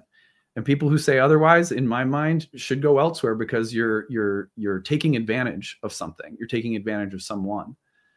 Now, in my mind, one of the best things I think about the Nightlight channel is that you don't have any paywalls. You don't have any subscription content like that. Our classes you can sign up for if you want to, but the basic content 7 days a week is entirely free. And aside from having to deal with the YouTube subscriptions, you just have to sit through me telling you what I'm up to, how I'm trying to sustain myself. And if you're interested, participate. And if you're not, just take in the content for free. It's a pretty good deal if you ask me. And so I again, just thank you to everyone who supports Nightlight and who supports myself, my family, our staff. Our Kickstarter begins on the 17th of November, coming up in just a few, like 10 days from right now. When that Kickstarter begins, there will be a daily call to donate and support the channel at whatever level you can, and a ton of really nice reward gifts that we give in exchange. It essentially becomes like a sale for a lot of our content and products in exchange for support of the channel, which in turn helps me support, at this point now, a dozen staff members who are behind the school so that I can teach and have the time to create meaningful content every day. I come in here every day. You can't see it right now. Actually, I'll show you. Look at that. Look at that trashed room of books. That room of books I sit in on the floor, gathering my thoughts, gathering my insights, writing my notes, writing out a talk every day, and then producing it. And then a social media manager who may have to do some editing, who curates it, who puts it out through all of our networks. So we're able to do this every day because people like you guys say, hey, you know, this is a content creator. I'm getting year round, I'm getting free content. And so I'm going to let them promote their things. And if I can, I'll support them. And I just want to say how much I appreciate, because 99% of you are very gracious and generous in letting us just do our thing. So we really appreciate you guys. All right. Anyway, on that note, let us now turn our attention to Q&A. If you have questions for me about astrology, if you have questions for me as a person, as a human, you want to get to know better as a content creator, or anything about ancient astrology or our courses or the astrology in the sky right now, or Venus, Pluto, whatever's on your mind, let's take a little bit of time for Q&A before we close for the day. Debbie says, I watch you every day. I'm so grateful. Thank you. Yeah, I'm so glad that I can be a part. It's crazy when I go to conferences, people will be like, you're a part of my everyday. And I'm like, that's crazy because I'm talking into a camera. And a lot of the times I just sort of forget that there's all these people that, you know, this show plays a meaningful part of your life. That just means so much to me. Thank you. Let's see here.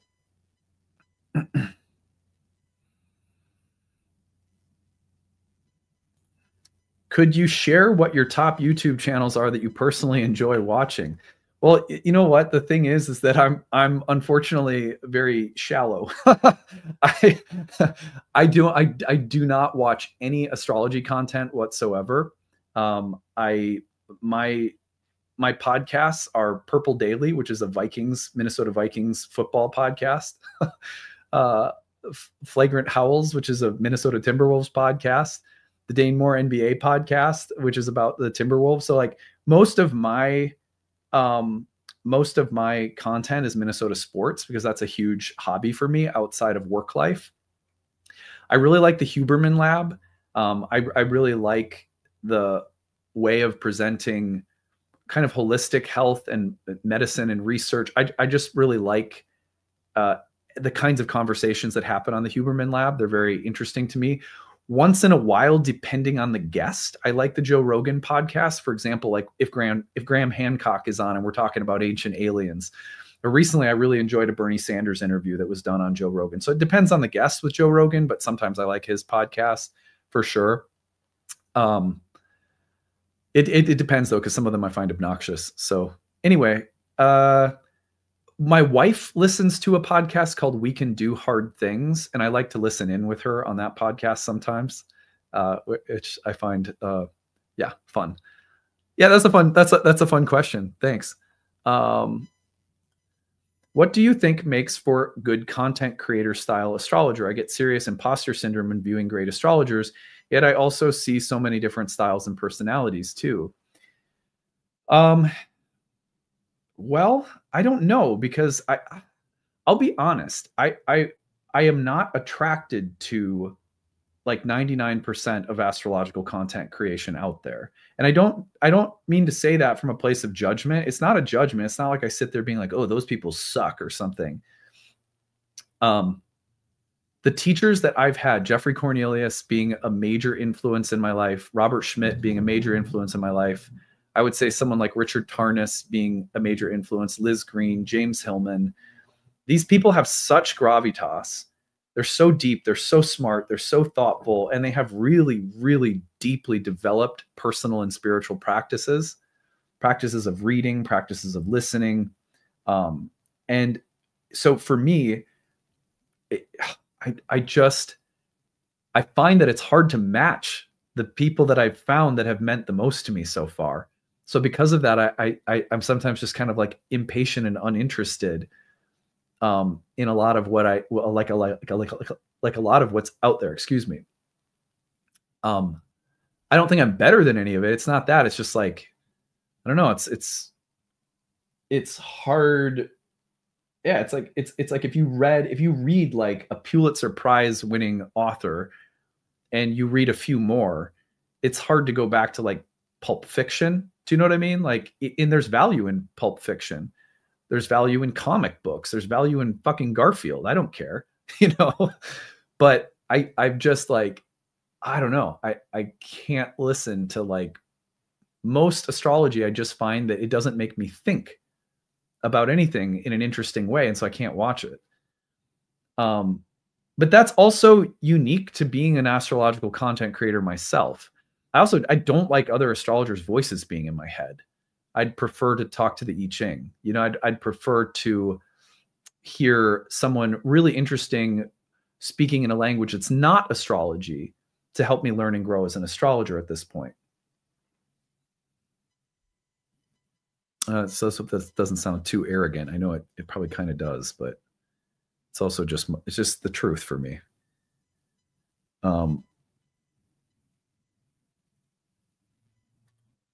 I watch and listen every weekday before work while I drink my coffee. I love that. So most mornings while I'm prepping whatever I'm doing for the day, I'm drinking my coffee. So we can share that question or that practice, I mean.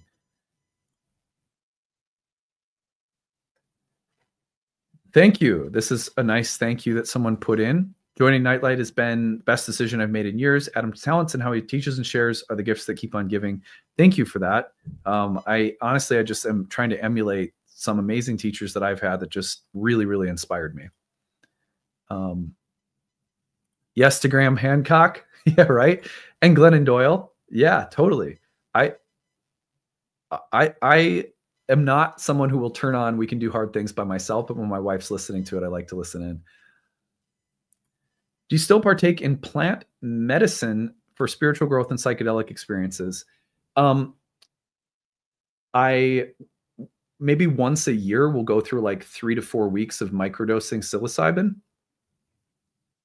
When I'm at the Grateful Dead shows, the Dead and Company shows with my wife, I'll typically have like a very small amount of THC, like a 5 milligram gummy before the show. I'm such a lightweight after 100 ceremonies of ayahuasca. I'm telling you, like if I have like 2.5 milligrams of THC, I'm flying through other dimensions.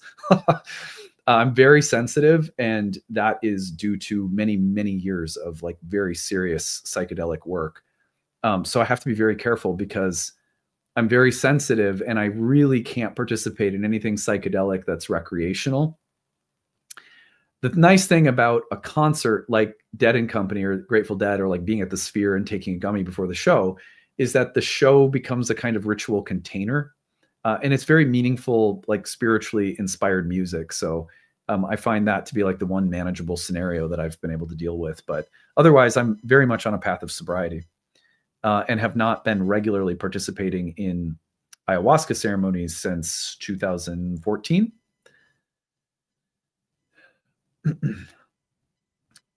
Troy says, what is the most challenging aspect in your own chart that keeps you humble?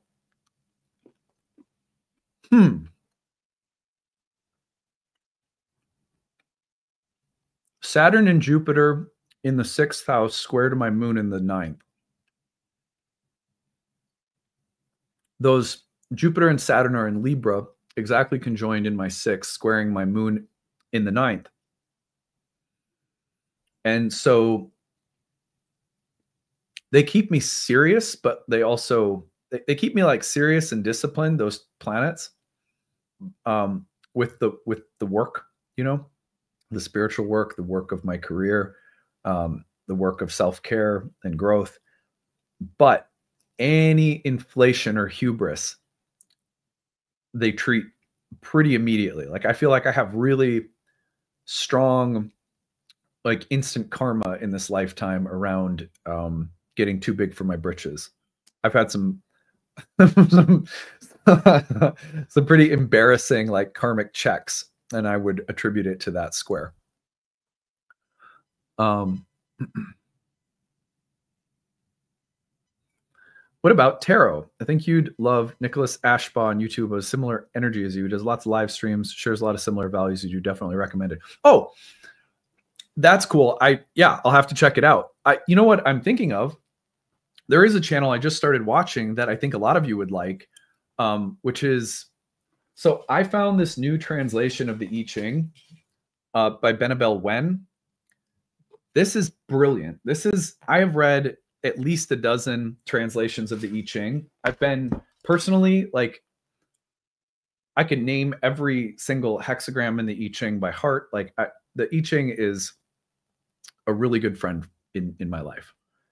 And I've read a lot of translations, and there is something very special about this person. She is luminous. I so admire her. And she has a YouTube channel where she talks in a lot of different videos, Benabel Wen does, about Taoism, Taoist philosophy, the I Ching, in ways that tap into some of the shamanic origins of the I Ching too, and some of the matriarchal origins. She is a great listen. I would highly, if you like Taoism, the I Ching, if that speaks to you, then check out Benabel Wen's YouTube. There's one for you. I'm on the treadmill listening to her talks on Taoist philosophy regularly lately. Thank you so much for your work. If you still have time, can you talk about your beauty routine? The glow up. Well, thank you, first of all. There are like 4 most important things: water or hydration, sleep, nutrition, and working out. Now I'm someone who is like, I get really obsessed and really like, really deep into whatever I do. You know, I don't just meditate for 10 minutes. It has to be join a religious order, become a monk, and do it for 2 to 3 hours a day. Like I'm crazy. So, so that's me. So I don't know that my routine is so practical from that standpoint. Like, I work out, you know, I'm on year 4 of working out 5 days a week. And aside from a brief surgery I had, I haven't missed any days. So there's some of the routine that I have is like very, very regimented, and more so than I think like most people need. So if I would give advice, I'd be like, work out. Like, I would say resistance training is one way of doing it, but cardio, resistance training, yoga, like flexibility and pliability, like whatever elements of your routine, move your body, move your blood, move your muscles, you know, move your breath, do it 3 or 4 times a week if you can. If you do that and you hydrate properly, you don't put too much caffeine, soda, crap into your system, you have a sleep pattern, a sleep rhythm. If you do those things and you eat like healthy food, you know, like real food, not processed, just like good, like moderate portions of healthy whole food, like vegetables, proteins, carbs, fats, all healthy, you know. Like, my lunch is a little avocado, a little brown rice, a little chicken, a little asparagus. Like, that's just a simple example, but it's just like a simple balanced meal that makes you feel like you could be eating the same things 2,000 years ago. That's the way that my nutritionist has explained it to me anyway. If you eat that way, if you live that way, if you drink water that way, and if you move your body that way, you're going to look and feel much better than you feel, probably. I believe that very deeply because I've seen it to be true in my own life. So that's the only authority I have to speak on that. There's some other things, like, for example, I have a very small amount of filtering that I do on my YouTube videos. It's very small. Like, I don't like it over the top. So like, my skin, the way you guys see it, is probably a little clearer than it like normally is, but it's not like, I don't use like any extreme filters. I do skin pens. So I don't know if you know what a skin pen is, but it's basically like a superficial removal of, or it's like, it removes a superficial external layer of skin. your face looks kind of red. Sometimes you guys might even notice it on camera. I look a little red. That's usually because every other month, I think it is, I have a skin pen treatment. And then I have regular hydrofacials. Hydrofacials are really nice. They just like, it's like a water hose, clean your face. So, and then, you know, I have like a skincare regimen that I use at night, all of which my wife taught me. I didn't have any of those things.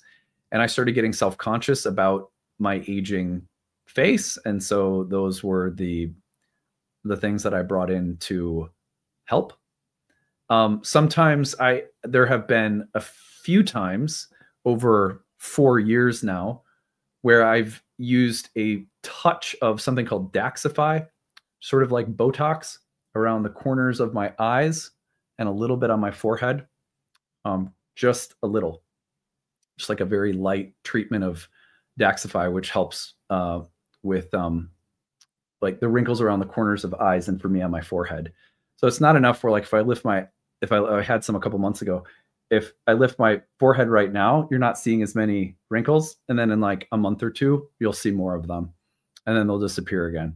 That's a little bit of Daxify. So if there's any estheticians out there who know what that is. But I very specifically only get that treatment around certain areas that I feel self-conscious about. And then I ask for a very, very light dose. So behind the scenes, I don't have any shame about those things. So I'm very open to sharing them with people. I think that aesthetics is an art and it's very unique. Some people feel, I mean, I don't think you should ever do those kinds of things because you're trying to hide from who you are, or you're trying to, you know, it's like an unhealthy way of dealing with like shame or self-loathing or something like that.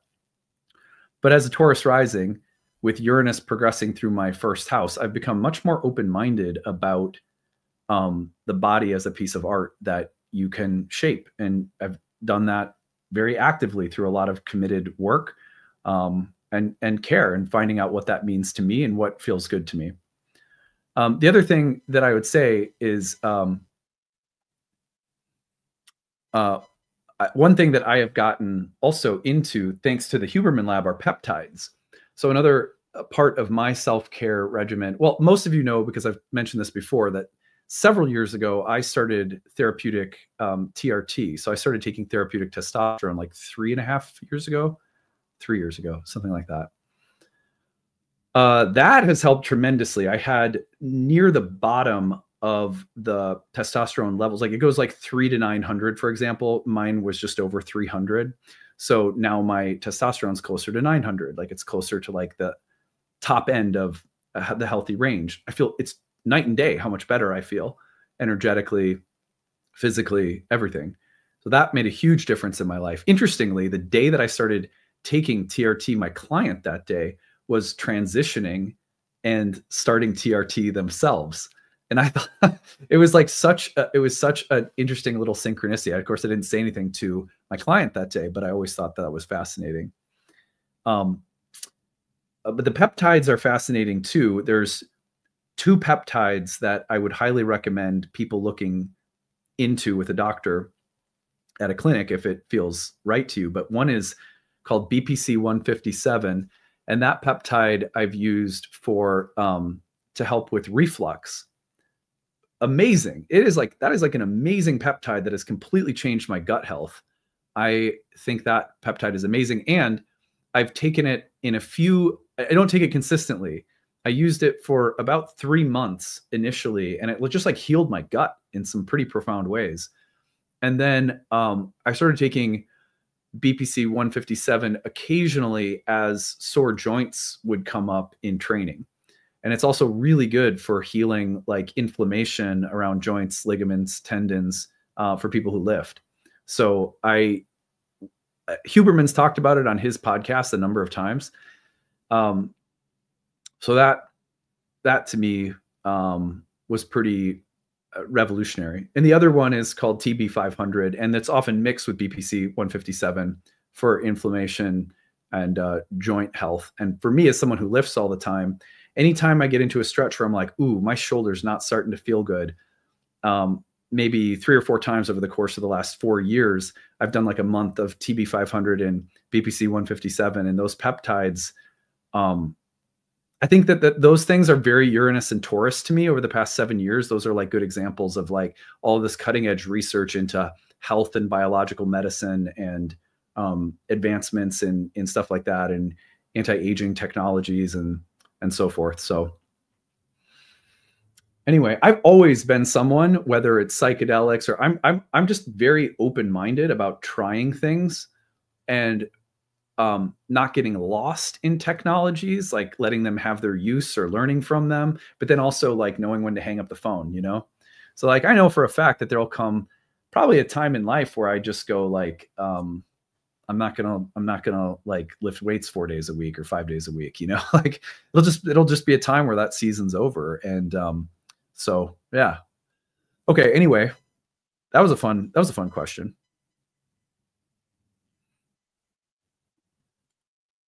Yesterday, I had an orgasm in my dreams, Taurus rising.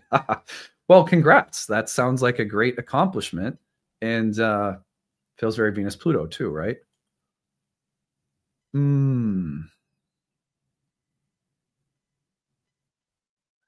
Let's see. I think somebody can be too old to take ayahuasca. Yeah, I mean, I met some people in their 80s. I don't know about 90s. I know for sure 80s that I encountered participating in ayahuasca ceremonies through the Santo Daime. And certainly like people in the Amazon can take it till they're pretty old. But yeah, I think you have to be, I mean, there's certainly like a threshold and some level of care or concern in aging. Thank you, Adam. I appreciate your content and honesty. Yeah, I just don't feel like I have anything to hide. I mean, it's not all of this stuff is stuff that I would naturally just tell people about because who cares? But if people are asking me, I also don't feel like I have anything to hide. Okay, here's a good one. Do you put any weight to an outer planet that is the same degree as the ascendant or shares a house sign but isn't that close in degree? Well, I would put a great amount of weight on a planet on the same degree as the ascendant, especially, well, any planet really, but an outer planet, of course, has a very big impact when it's on the ascendant. One way of reading a planet on the ascendant is that this planet in this lifetime is going to play a really strong role in this native psychology, their character, the evolution or development of their identity will be related to this planet in one way or another. For example, Pluto on the ascendant will frequently show up in the lives of people who at some point have to completely recreate their identity in a way that is very dramatic compared to like, you know, what a lot of people ever experience. So that kind of complete destruction and regeneration of your identity is a part of Pluto on the ascendant sort of speaking to what will happen around character. Yeah. Are you a perfectionist? Yeah, a little bit of that in me. Like I like to complete things. My wife and I were just talking about this. Like I like to, if I set out to do something, I don't like to not finish it. Like I'm the kind of person who will finish a book I'm reading even if I don't like it, just because I want to say I finished it. I don't know. So I'm not really I wouldn't say I'm a perfectionist though. I don't have that sense of everything needing to be just so. I'm pretty flexible. I would say I'm more like determined and I'm very mission driven. Like I like to accomplish things, but I don't really care if they're perfect or not.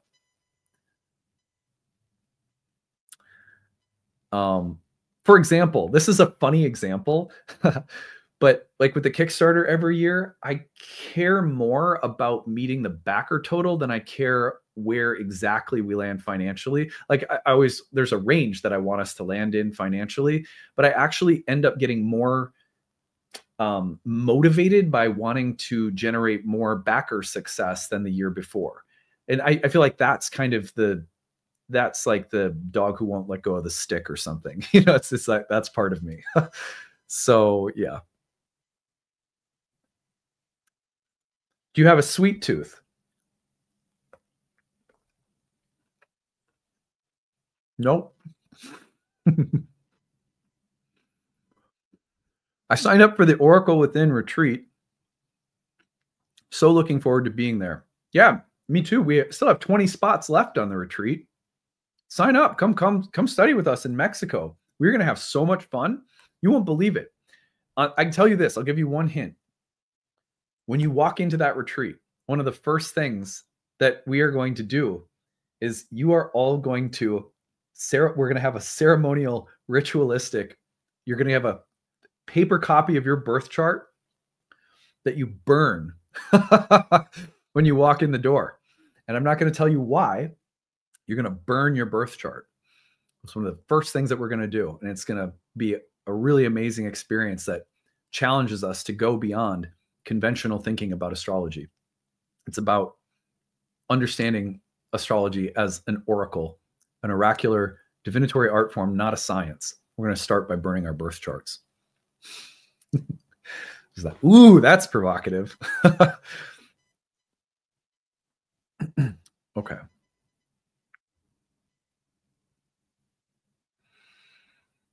Yeah, I am absolutely not giving anyone medical advice about what to take or not take, like with the BPC 157 or the TB 500. You have to talk to your doctor. Like that, I had it prescribed. So, like you have to talk to someone about it. Violetta Alexis Tarot says, hey, Adam. Hey. Mercury is on my ascendant in my first house with Gemini and Jupiter. That's a great time to learn, to ask questions, to communicate something.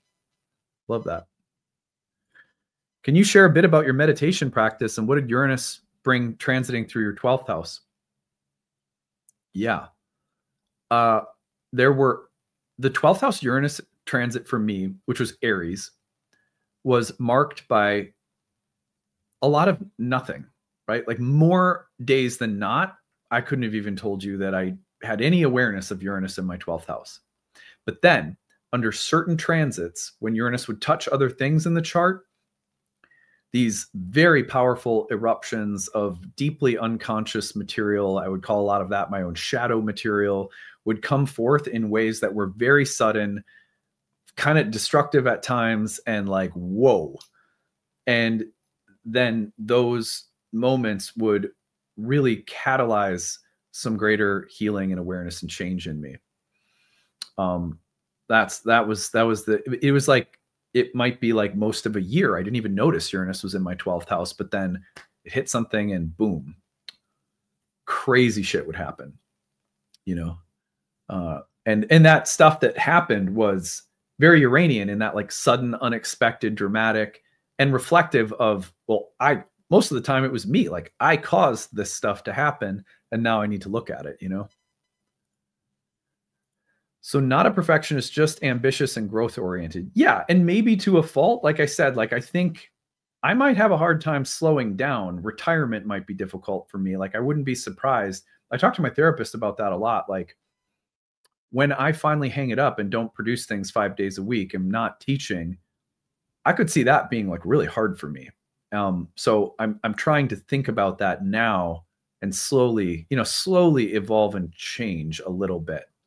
But I also trust that like that part of me is here for some of the right reasons in this season of life too. So it's like an interesting thing to balance. I'm sure you all know what I'm talking about. There are parts of all of you that like serve many wonderful purposes, and you also know you're gonna have to put those horses in the stable as life goes on at some point,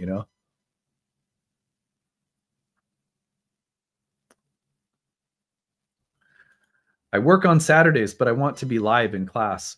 Well, the recordings are there for you, but if for any reason you can get a day off here or there, come join us. And then if you can't, just watch the replays and use that discussion forum. You could immediately, whenever you watch the classes on your own time, write down your list of questions as you're watching the replay and just submit them into the discussion forum. Our staff will help you out with anything you're processing, within a day. So there's ways to stay engaged. How do I deal with the emotional intensity of someone's Mars moon conjunct my ascendant besides avoiding them at all costs? Feels like psychic attack. Well, if anytime, I mean, through the astrology, who cares, right? Just put that aside. Like, I get it. That's how you're mapping this person's intensity onto your psyche. And I get that. That's fine. But don't think about the astrology. Just think very practically, like, there's someone in my life who's really mean and makes me feel attacked.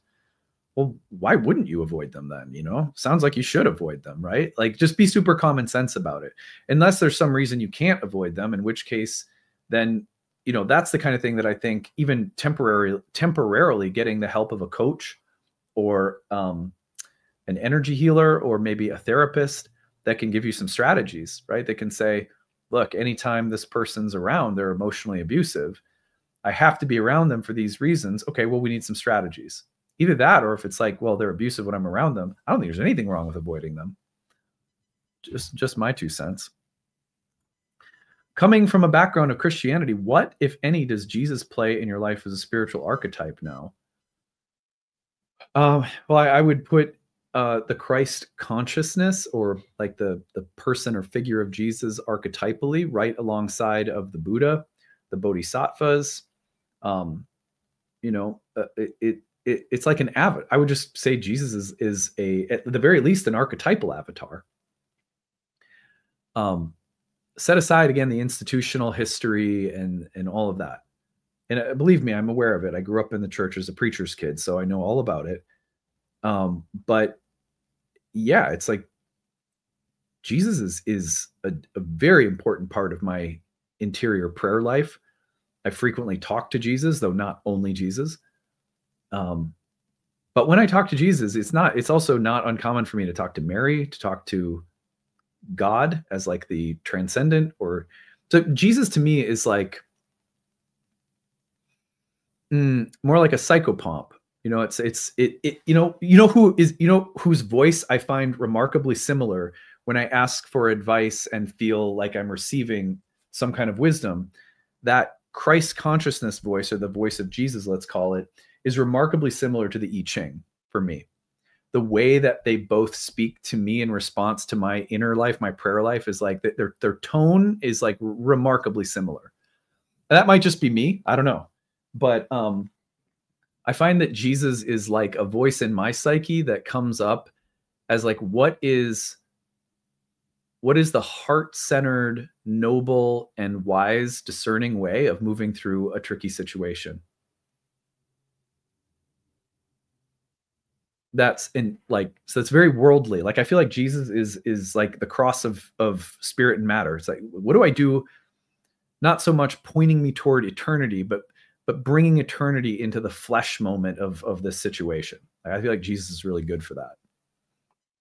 If you're from the East, I believe the Bodhisattvas play a very similar role in the Buddhist psyche. Okay, anyway. I wonder if I could watch while I work. That'd be great. Try it. Any thoughts on Venus square Pluto? A few. Oh, okay. How did ancient astrologers cast charts? We have so many tools now to quickly cast a chart. Do they have any physical medium that you know of? Well, the different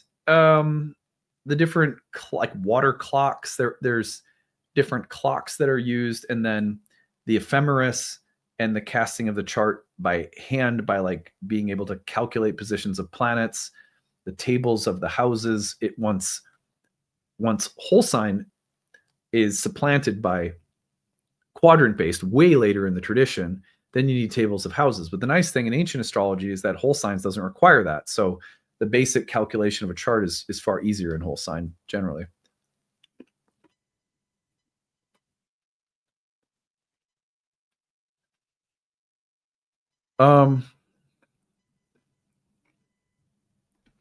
Have you found that your spiritualism has influenced your father's beliefs in any way? Well, he went and tried ayahuasca. Yeah, I think my foray into like psychedelics and all of this archetypal material, I don't want to claim credit for it, like influencing him. Like that feels like the credit doesn't belong to me, is what I'm trying to say. There are forces stranger than I can possibly imagine at work and how people change and why. So I don't ever pretend that I have any control over that, and I don't claim anything that way.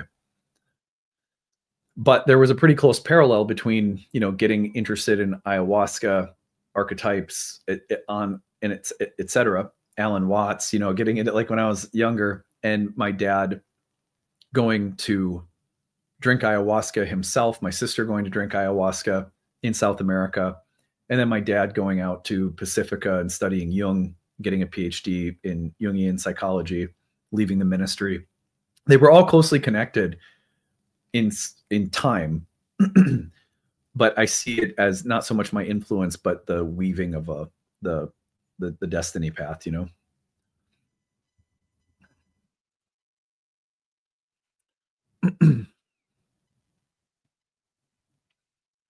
Yeah, my dad tried ayahuasca while he was on sabbatical from the ministry, and then that closely led to his leaving the ministry and going out to Pacifica to study Jungian psychology.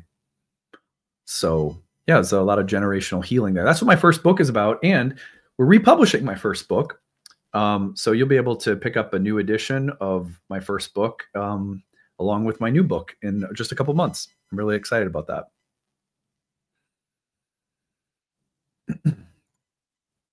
It's okay. We claim it. That's nice of you. Would you say fear of flying can be seen in the birth chart? I have a ruler of the 9th, retrograde and exile in the 3rd. That's creative. I like the creativity behind that. But I don't know if fear of flying can be seen in the birth. I feel like anything can be seen in the birth chart if we go looking. To me, the birth chart is more like this magical oracular device that's just like a floating pool of images. And then you go up to it with a context, a prayer, a reason for invoking the oracle. And you say, where can I see my fear of flying? And then if you have that hermeneutic or hermetic ability, and you look at the chart, given that question, boom, you'll be able to see it. Oh my God, the ruler of the 9th is retrograde and exile in the 3rd. I fear flying. That's how divination works, So to me, sure, like, why not? But objectively, can you? I just don't think about astrology that way in the first place, if that makes sense. Did he tell you about his experience? Obviously, you did influence. Yeah, he did. A little. I think some of it was probably really private and internal for him. Congrats again on finishing the book. I loved it. How much would you charge to ghostwrite someone else's memoir, or would you ever do that? I don't think I would. I just can't imagine myself doing that. Yeah. And then, like, how would you even charge for that? I don't know, because I don't, I'm just some dorky astrologer. Like, what would I even base that on? So what would I base my fee on, I guess? I don't know. I don't think so. I don't think I'd do it. You read it and you were just realizing that you said you loved it. Oh, that's so cool. I'm really excited. I'm like, everyone just read the first draft. I mean, that literally just was like as it came off my fingertips. So right now I'm going through and just really polishing, revising, and editing every chapter. So the final product's going to be significantly better in terms of the readability and the style, the art, the line polish level is going to be so much better. But yeah, I'm just really happy. It just means a lot to me that someone already read it and liked it. That gets me happy. James DeCorn's translation. Well, yes, but what I really like about his website is, his compilation of translations that you can read one at a time. So it's like, here's like 5 different translators all in a row. You can read their different takes on each hexagram. I love that part of his website.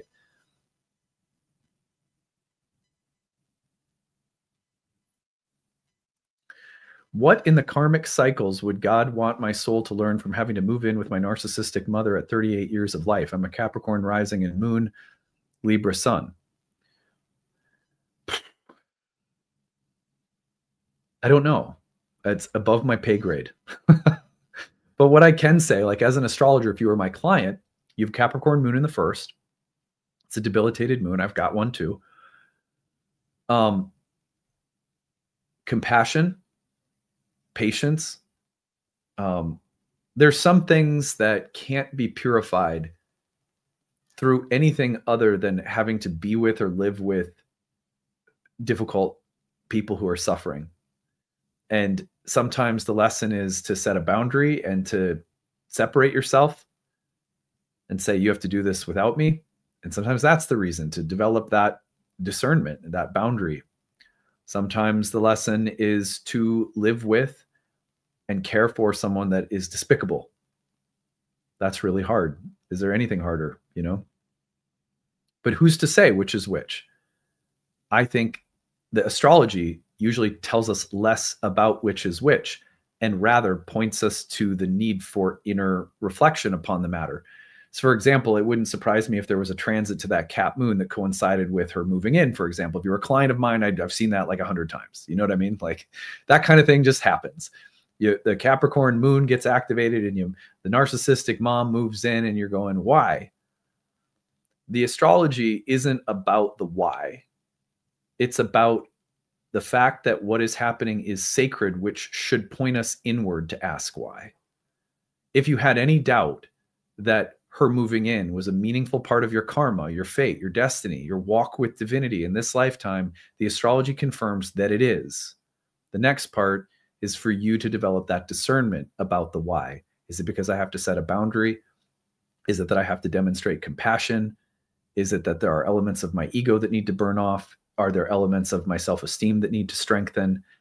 If you spend time with the why, knowing that there's not a mistake in what's happened, then the answer will reveal itself, not through the astrology, but through the inner response that you create to the astrology. Does that make sense?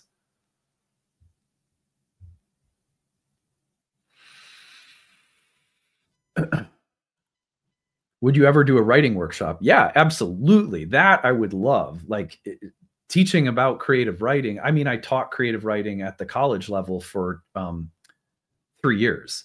And the experience for me, teaching writing is easy. I love that. Teaching people about storytelling, teaching people about how to tell stories in a way that's authentic to you is also something that I really like doing. I haven't done it since I taught college and, as a teaching assistant in graduate school on fellowship, but like, yeah, that I'd love doing that. That'd be super cool. Maybe that's a sign that we should do something like that at some point. I'm working on my MFA in creative writing in my first novel. Cool. That's really awesome. Good luck with that. I love hearing that people are endeavoring to write a book or a collection of poems, or because I know, oh man, the journey of it is just so amazing. It's so amazing to let something creatively come through. I sometimes feel like I didn't get to birth kids, but I get to birth books. And that's the closest. I mean, my classes and like the development of those classes are like a big creative work. But like the closest thing I feel like I have in my life, having seen my wife deliver 2 kids, to like delivering something in the world, not even close, right? But they're for me, it's books. I'd love to take that class. Oh, Cassandra, you're here. Hey, yes, yeah. So some people voicing that they might like that. That's cool. Anyway, guys, we're 2 hours and 20 minutes in. I am done. I need to go eat lunch. And then I'm gonna sit down and start working on my book. And then I'm going to the gym. And then it's family movie night. We showed our kids for Halloween Rear Window. Have you guys ever seen Rear Window? Alfred Hitchcock movie. I think it's from like 1950s classic. It holds up. It's such a scary, but like it was like the perfect amount of scary for my kids. Anyway, so I think we're gonna watch To Catch a Thief, which is Cary Grant and is it Audrey Hepburn or is it Grace Kelly? Anyway, I think we're gonna watch To Catch a Thief tonight, which is kind of a fun, romantic Hitchcock movie. By the way, I watched Weapons on Halloween. Just me and my wife watched Weapons. Holy shit, you guys. That movie is so scary. I don't watch scary movies. And that movie was on the level of storytelling. I loved it. I just thought that was such a good story. And then I thought that the drama, the suspense, just kind of the right amount of gore and scary for a scary movie. If you're into that kind of thing, the movie Weapons was pretty epic. All right, anyway, I'm done. Thank you guys. I hope to see you in classes next week. Come study with us. Otherwise, have a great day. Have a great rest of your weekend. Sunday, my bonus content, I'm going to be talking about 3-Eye Atlas and what I think that's all about. So if you want some fun bonus content, check that out on Sunday. All right, bye, everyone.